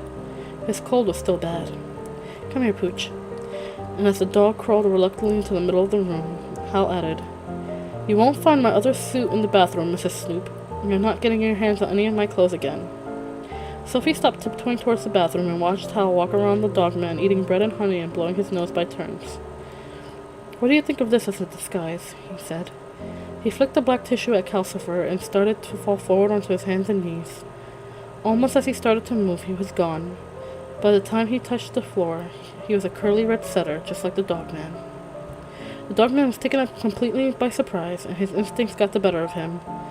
His hackles came up, his ears lowered, and he growled. Hal played up, or else he felt the same. The 2 identical dogs walked around another, glaring, growling, bristling, getting ready to fight. Sophie caught the tail of one she thought was the dogman. Michael grabbed the one that he thought was Hal. Hal rather hastily turned back into himself. Sophie found the tall black person standing up in front of her and let go of the back of Hal's jacket. Dogman sat down at Michael's feet, staring tragically. Good, said Hal. If I can deceive another dog, I could fool everyone else. No one at the funeral was going to notice if a stray dog lifting his legs against the gravestone. He went to the door and turned the knob blue side down. Wait a moment, said Sophie. If you're going to the funeral as a red setter, why take all the trouble of getting yourself in black, dressed up in black? Howl lifted his chin and looked noble. Respect to Mrs. Penstemen, he said, opening the door. She liked one to think of all the details. He went out into the streets of Port Haven. Chapter 16, in which there is a great deal of witchcraft. Several hours passed, and Dogman was hungry again. Michael and Sophie decided to have lunch too. Sophie approached Calcifer with the frying pan. Why can't you have bread and cheese for once? Calcifer grumbled. All the same, he bent his head. Sophie was just putting the pan on top of the curly green flames when Hal's voice rang out hoarsely from nowhere. Brace yourself, Calcifer! She found me! Calcifer sprang upright. The frying pan fell across Sophie's knees. You'll have to wait, Calcifer roared, flaming blindingly up the chimney. Almost at once, he blurred into a dozen or so burning blue faces, as if he was being shaken violently about, and burned with a loud, throaty whirring. That must mean they're fighting, Michael whispered. Sophie sucked on a slightly burned finger and picked up slices of bacon off her skirt with the other hand, staring at Calcifer. He was whipping up from side to side at the fireplace. His blurred face's pulses from deep blue to sky blue and then almost to white. One moment he had multiple orange eyes, the next rows of starry silver ones. She had never imagined anything like it. Something swept overhead with a blast and a boom which shook everything in the room. A second something followed, with a long, shrill roar. Calcifer pulsed nearly blue-black, and Sophie's skin fizzed with the backblast of magic. Michael scrambled for the window. They're quite near. Sophie hobbled to the window, too. The storm of magic seemed to have affected half the things in the room. The skull was gathering to its jaw so hard that it was traveling around in circles. Packets were jumping, powders were seething in jars. A book dropped heavily out of the shelves and laid open on the floor, fanning its pages back and forth. At one end of the room, scented steam boiled out of the bathroom. And another, Hal's guitar made out-of-tune twangings, and Calcifer whipped about harder than ever. Michael put the skull in the sink to stop it from yattering itself onto the floor while he opened the window and craned out. Whatever was happening was maddeningly just out of sight. People in the houses opposite were at doors and windows, pointing at something more or less overhead. Sophie and Michael ran to the broom cupboard, where they seized a velvet cloak each and flung them on. Sophie got the one that turned its wearer into a red-bearded man. Now she knew why Calcifer had laughed at her in the other one. Michael was a horse, but there was no time to laugh just then. Sophie dragged the door open and sped into the street, followed by the dogman, who seemed surprisingly calm about the whole thing. Michael trotted out after her with the clatter of non-existent hooves, leaving Calcifer whipping from blue to white behind them. The street was full of people looking upward. No one had time to notice things like horses coming out of houses. Sophie and Michael looked too, and found huge clouds boiling and twisting just above the chimney tops. It was black and rotating on itself violently. White flashes that were not quite like light stabbed through the murk of it. But almost as soon as Michael and Sophie arrived, the cloud of magic took on the shape of a misty bundle of fighting snakes. Then it tore in two with a noise like an enormous catfight.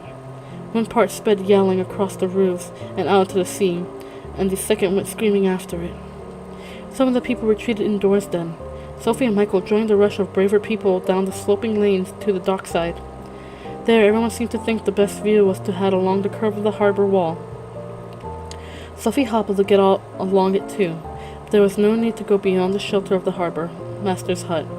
Two clouds were hanging in the air, some way out to the sea, on the other side of the harbor wall, the only two clouds in the calm blue sky. It was quite easy to see them. It was equally easy to see the dark pitch of storm raging on the sea between the clouds, flinging up great white-topped waves. There was an uncomfortable ship caught in that storm. Its masts were beating back and forth. They could see spouts of water hitting it on all sides. The crew was desperately trying to take in the sails, but at least one had torn to flying gray rags. "Can't they have a care for that ship?" someone said indignantly. Then the wind and the waves from the storm hit the harbor wall. White water lashed over, and the brave persons on the wall came crowding hurriedly back into the quayside, where the moored ships were heaving and grinding at their moorings.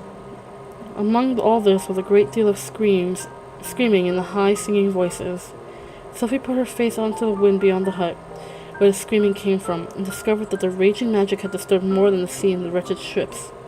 A number of wet, slithery-looking ladies with flying green-brown hair were dragging themselves up onto the harbor wall, screaming and holding long, wet arms out to more screaming ladies tossing in the waves. Every one of them had a fishtail instead of legs. "Confound it," said Sophie. "The mermaids from the curse." That meant only 2 more impossible things had to come true now. She looked up at the two clouds. Howl was kneeling on the left-hand one, much larger and nearer than she would have expected. He was still dressed in black. Typically enough, he was staring over his shoulder at the frantic mermaids. He was not looking at them as if he remembered they were a part of the curse at all. "Keep your mind on the witch," the horse behind Sophie said. The witch sprang into being, standing on the right-hand cloud in a world of flame-colored robe and streaming red hair, with her arms raised to invoke further magic. As Howl turned to look at her, her arms came down. Howl's cloud erupted into a fountain of rose-colored flame. Heat from it swept across the harbor, and the stones of the wall steamed. "It's all right," gasped the horse. Howl was on the tossing, nearly sinking ship below. He was a tiny black figure now, leaning against the bucking mainmast. He let the witch know she had missed by waving at her cheekily. The witch saw him the instant he waved. Cloud, witch and all, became a savage, swooping red bird, diving at the ship. Oh gosh.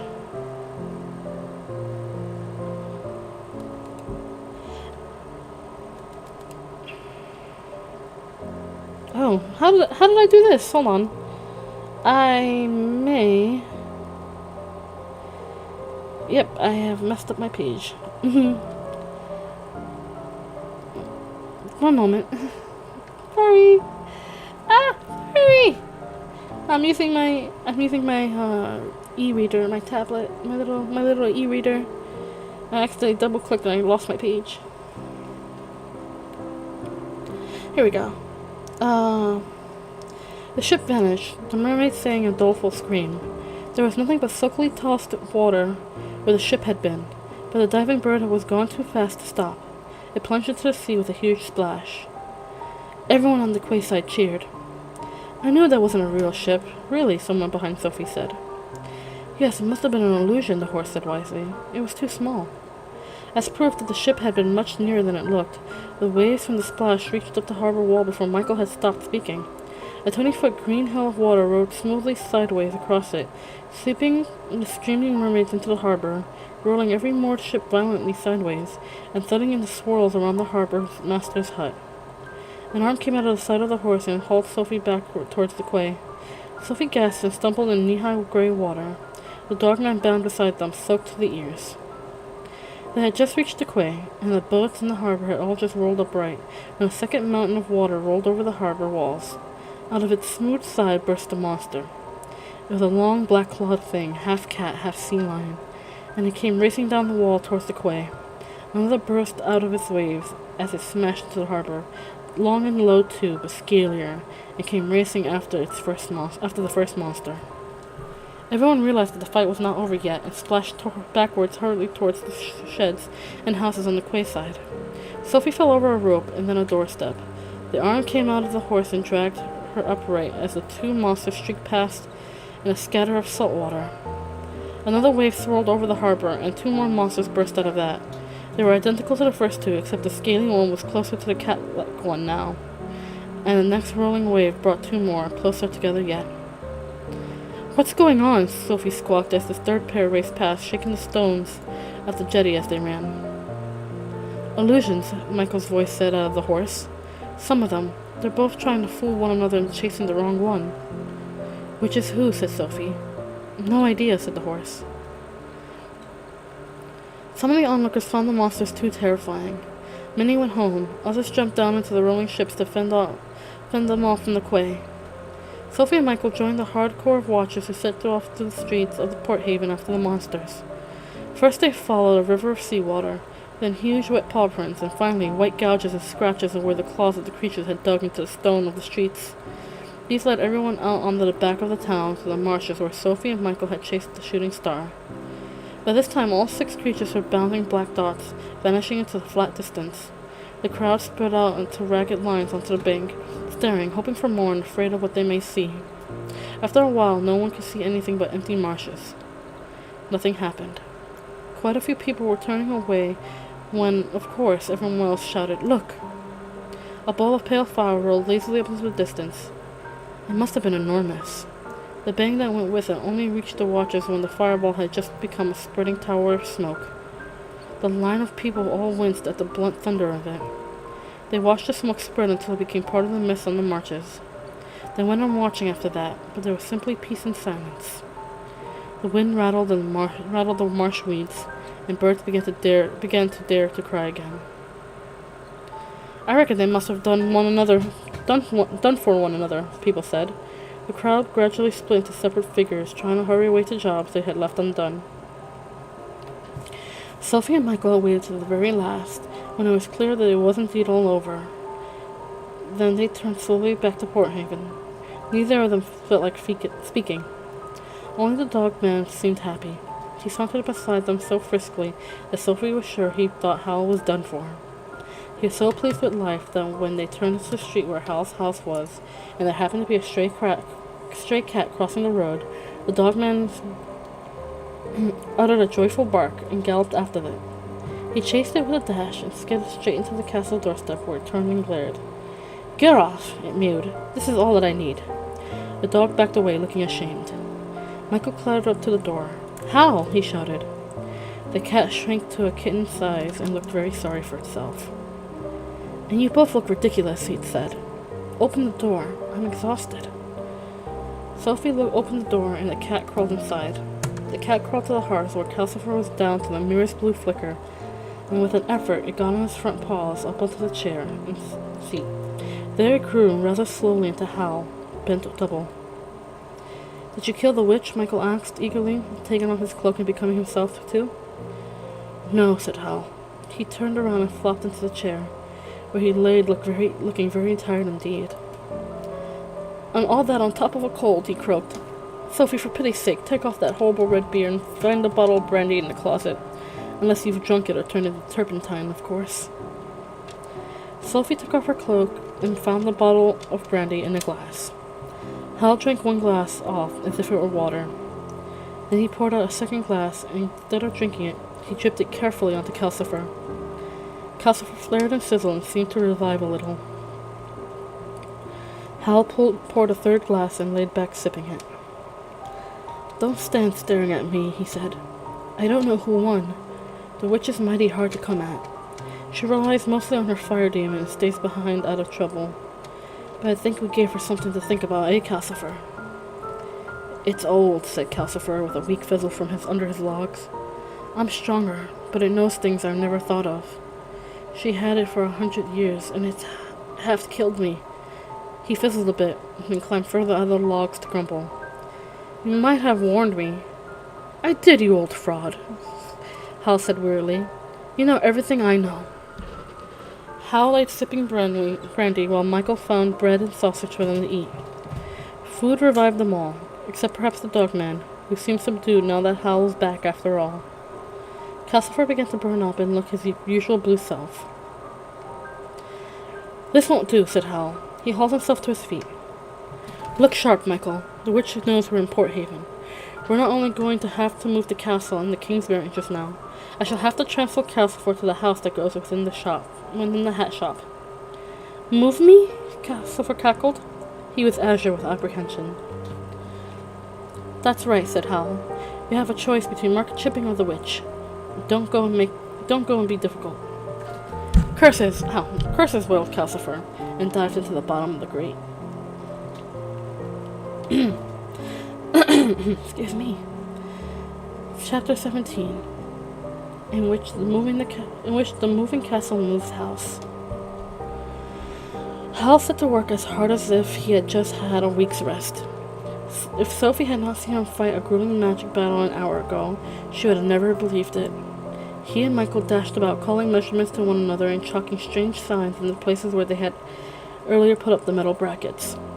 They seemed to have chalk in every corner, including the backyard. Sophie's cubbyhole under the stairs and the odd-shaped place in the bathroom ceiling gave them quite a bit of trouble. Sophie and the dogman were pushed this way and that, and then pushed aside completely so that Michael could crawl about chalking a 5-pointed star inside the circle on the floor. Michael had done this and was brushing dust and chalk off his knees when Howl came racing back with patches of whitewash all over his black clothes.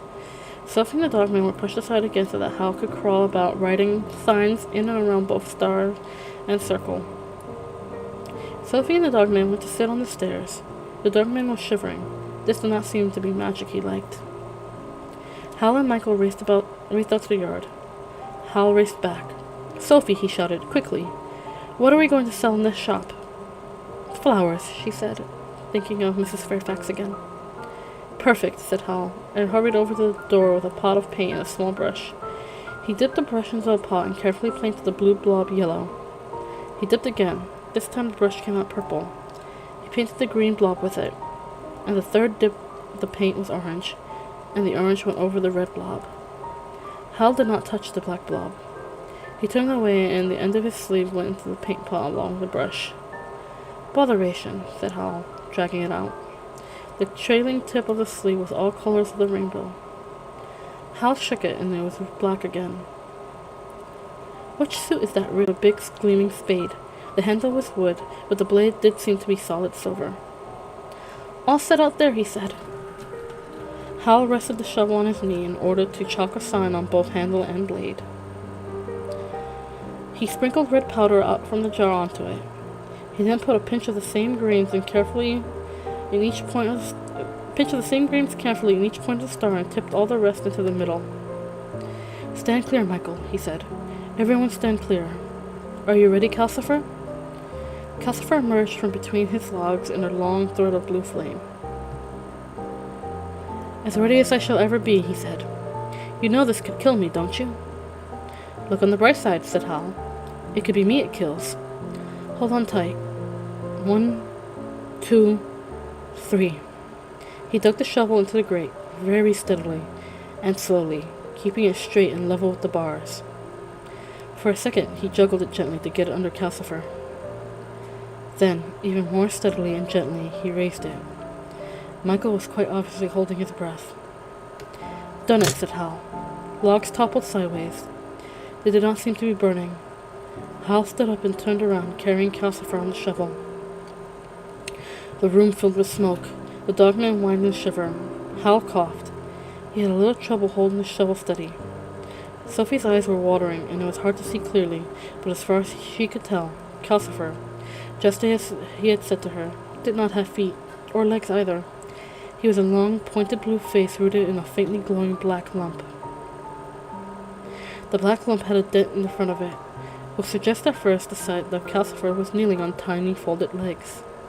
But Sophie saw that it was not so when the lump rocked slightly, showing it was rounded underneath.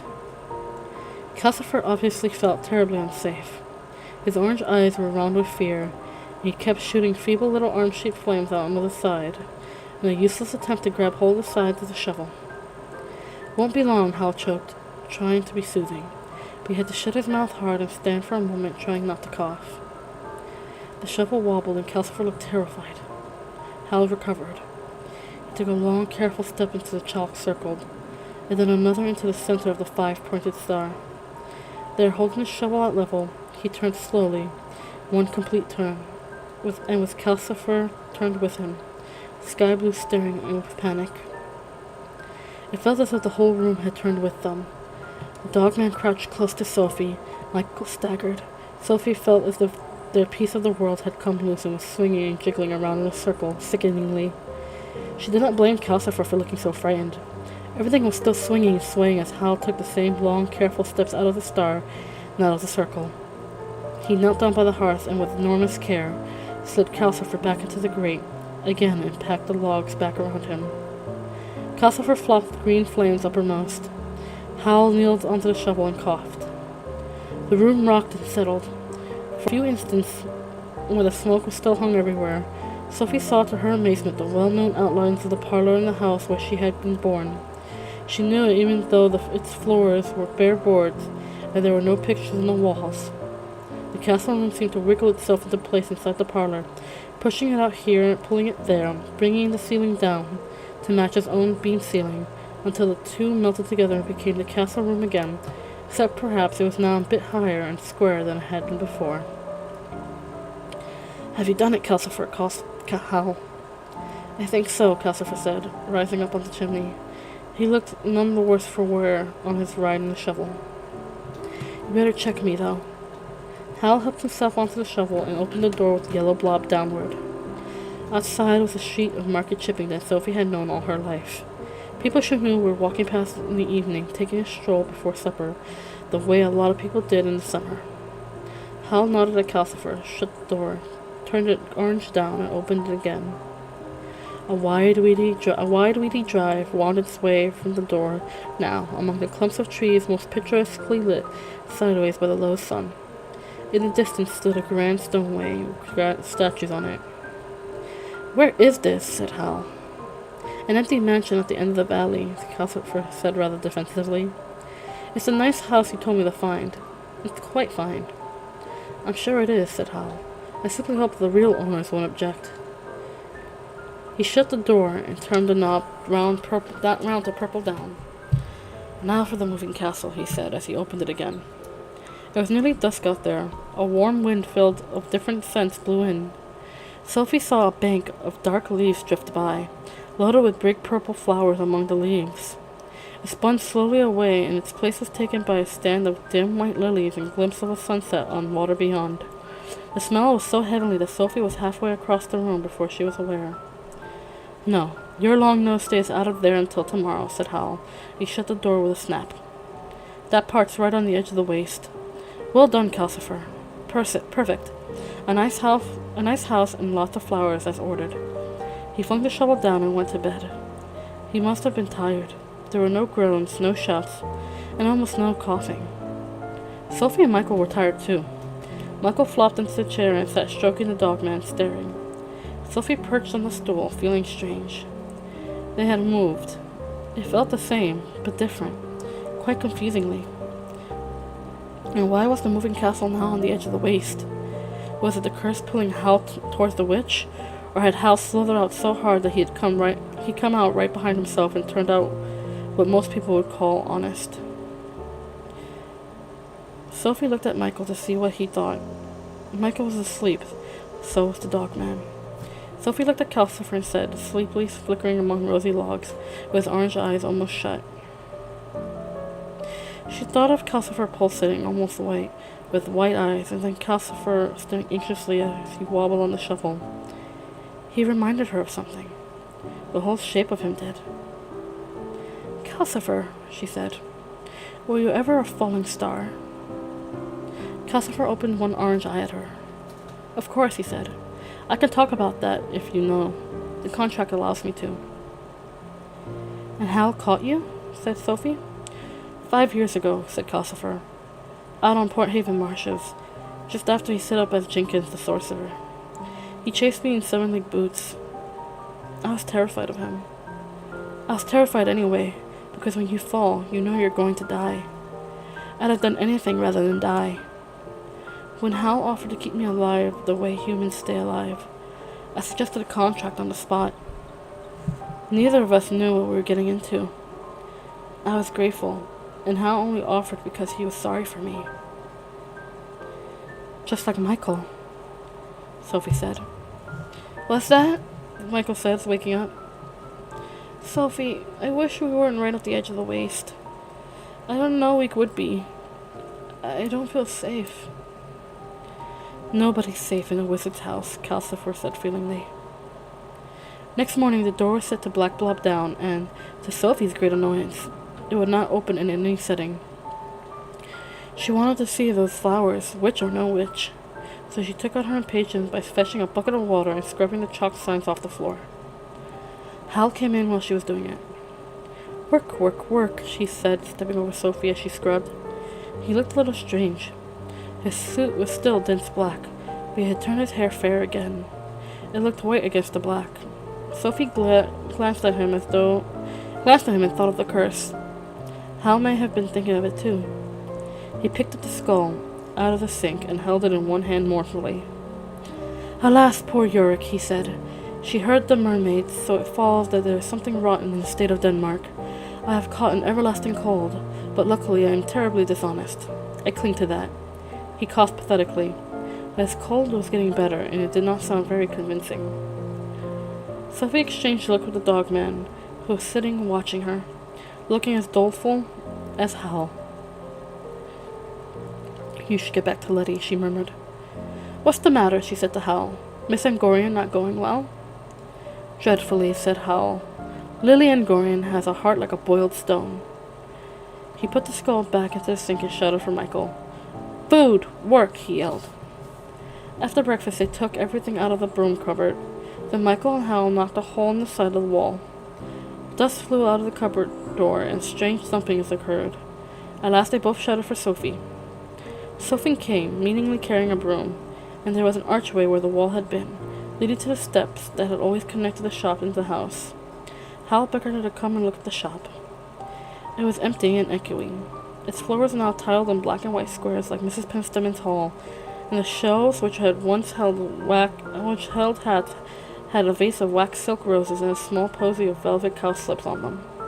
Sophie realized that she was expected to admire it, so she managed not to say anything. "I found the flowers in the workshop out in back," said Howl. "Come and look at the outside."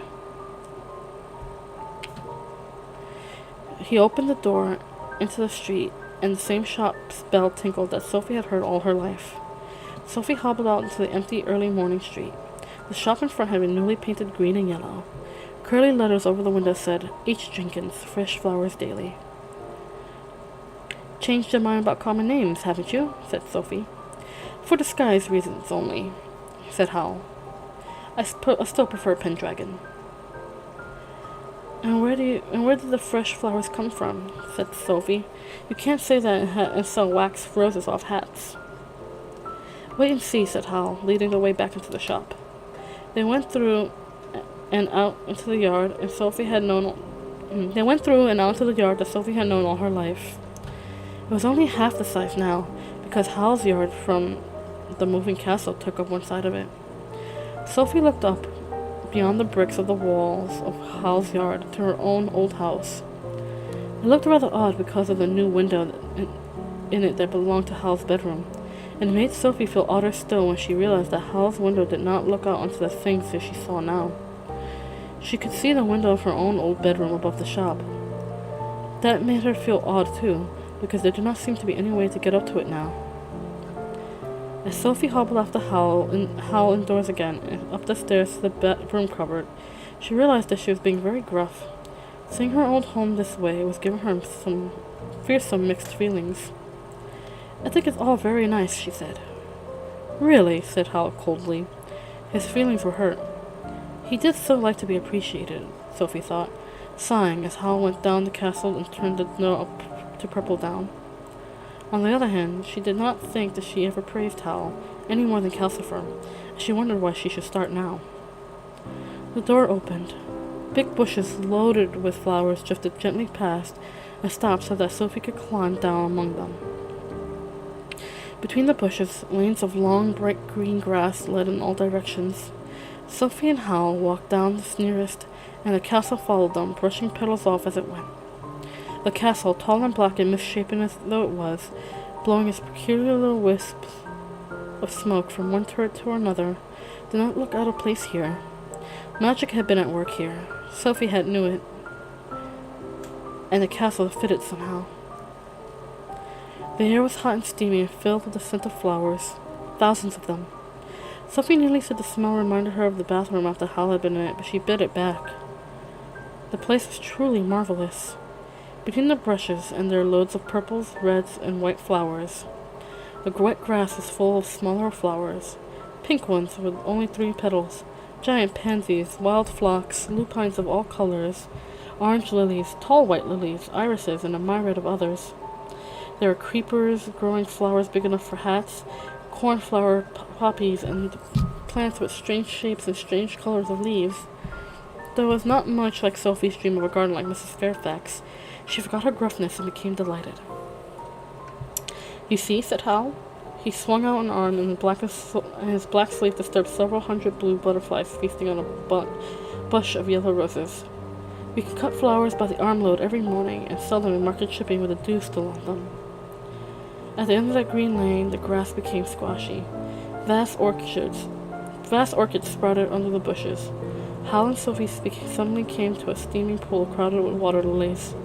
The castle veered off sideways around the pool and drifted down another avenue lined with different flowers. "If you come out here alone, bring your stick to test the ground with," Hal said. "It's full of the springs and bogs, and don't go any farther that way." He pointed southwest, where the sun was a fierce white disk in the misty air. "That's the waste over there, very hot and barren and full of witch." "Who made these flowers right on the edge of the waste?" Sophie said. "Wizard Solomon started it a year ago," Hal said, turning towards the castle. "I think his notion was to make the waste flower and abolish the witch that way. He brought up hot springs to the surface and got it growing. When he was doing very nicely until the witch caught him." "Mrs. Penstemon said some other name," Sophie said. "He came from the same place as you, didn't he?" "More or less," said Howl. "I never met him, though I came and had another go at the place a few months later. It seemed a good idea. That's how I came to meet the witch. She objected to it." "Why?" said Sophie. The castle was waiting for them. "She likes to think of herself as a flower," Hal said, opening the door. "A solitary orchid, blooming in the waste. Pathetic, really." Sophie took another look at the crowded flowers as she followed Hal inside. There were roses, thousands of them. "Won't the witch know that you're here?" "I try to do the thing she least expects," said Hal. "Are you trying to find Prince Justin?" Sophie asked, but Hal slithered out of answering by racing through the broom cupboard, shouting for Michael. And guys, that's where I'm gonna leave it for now. My throat's starting to get a little on the sore side. But thank you all so much for being here. Thank you all so much for being here. I'm so enjoying this story. It is getting very, very good. Oh my gosh. I had to do a stretch. Oh my gosh. The story is getting very, very good, and I'm so excited. I cannot wait to continue reading the story next week. We are just about almost halfway, a little bit more than halfway through the book. I would say maybe about 60% through the book. So next week we'll be reading some more, and then if we have the time, we might finish it next week, and if not, the week after. But yeah, so tomorrow I will be streaming our Just Chatting stream. Our usual Just Chatting stream that we usually have in the mornings. But considering I didn't have on Monday mornings, but considering we didn't do it on Monday, I figured we could do it tomorrow. Just sit and chat and talk to each other and just have a generally good time. But yeah, thank you all so very much for coming. I'm so glad that you enjoyed this, that you guys are enjoying the story. I am too. And I will see you guys tomorrow for our Just Chatting stream. I'm gonna go and get some rest, give my voice a rest, and make myself some more tea. And just take it easy. Probably even take a nap because it's a very hot day and I'm quite tired. Alright everybody, I'll see you all tomorrow for our chatting stream. I love you all so very, very much. And remember, hug your friends. Tell someone that you love them. And be a force for good in the world, because goodness knows the world needs a little bit more goodness. I love you all so very, very much, and I'll see you tomorrow. Mwah. Bye.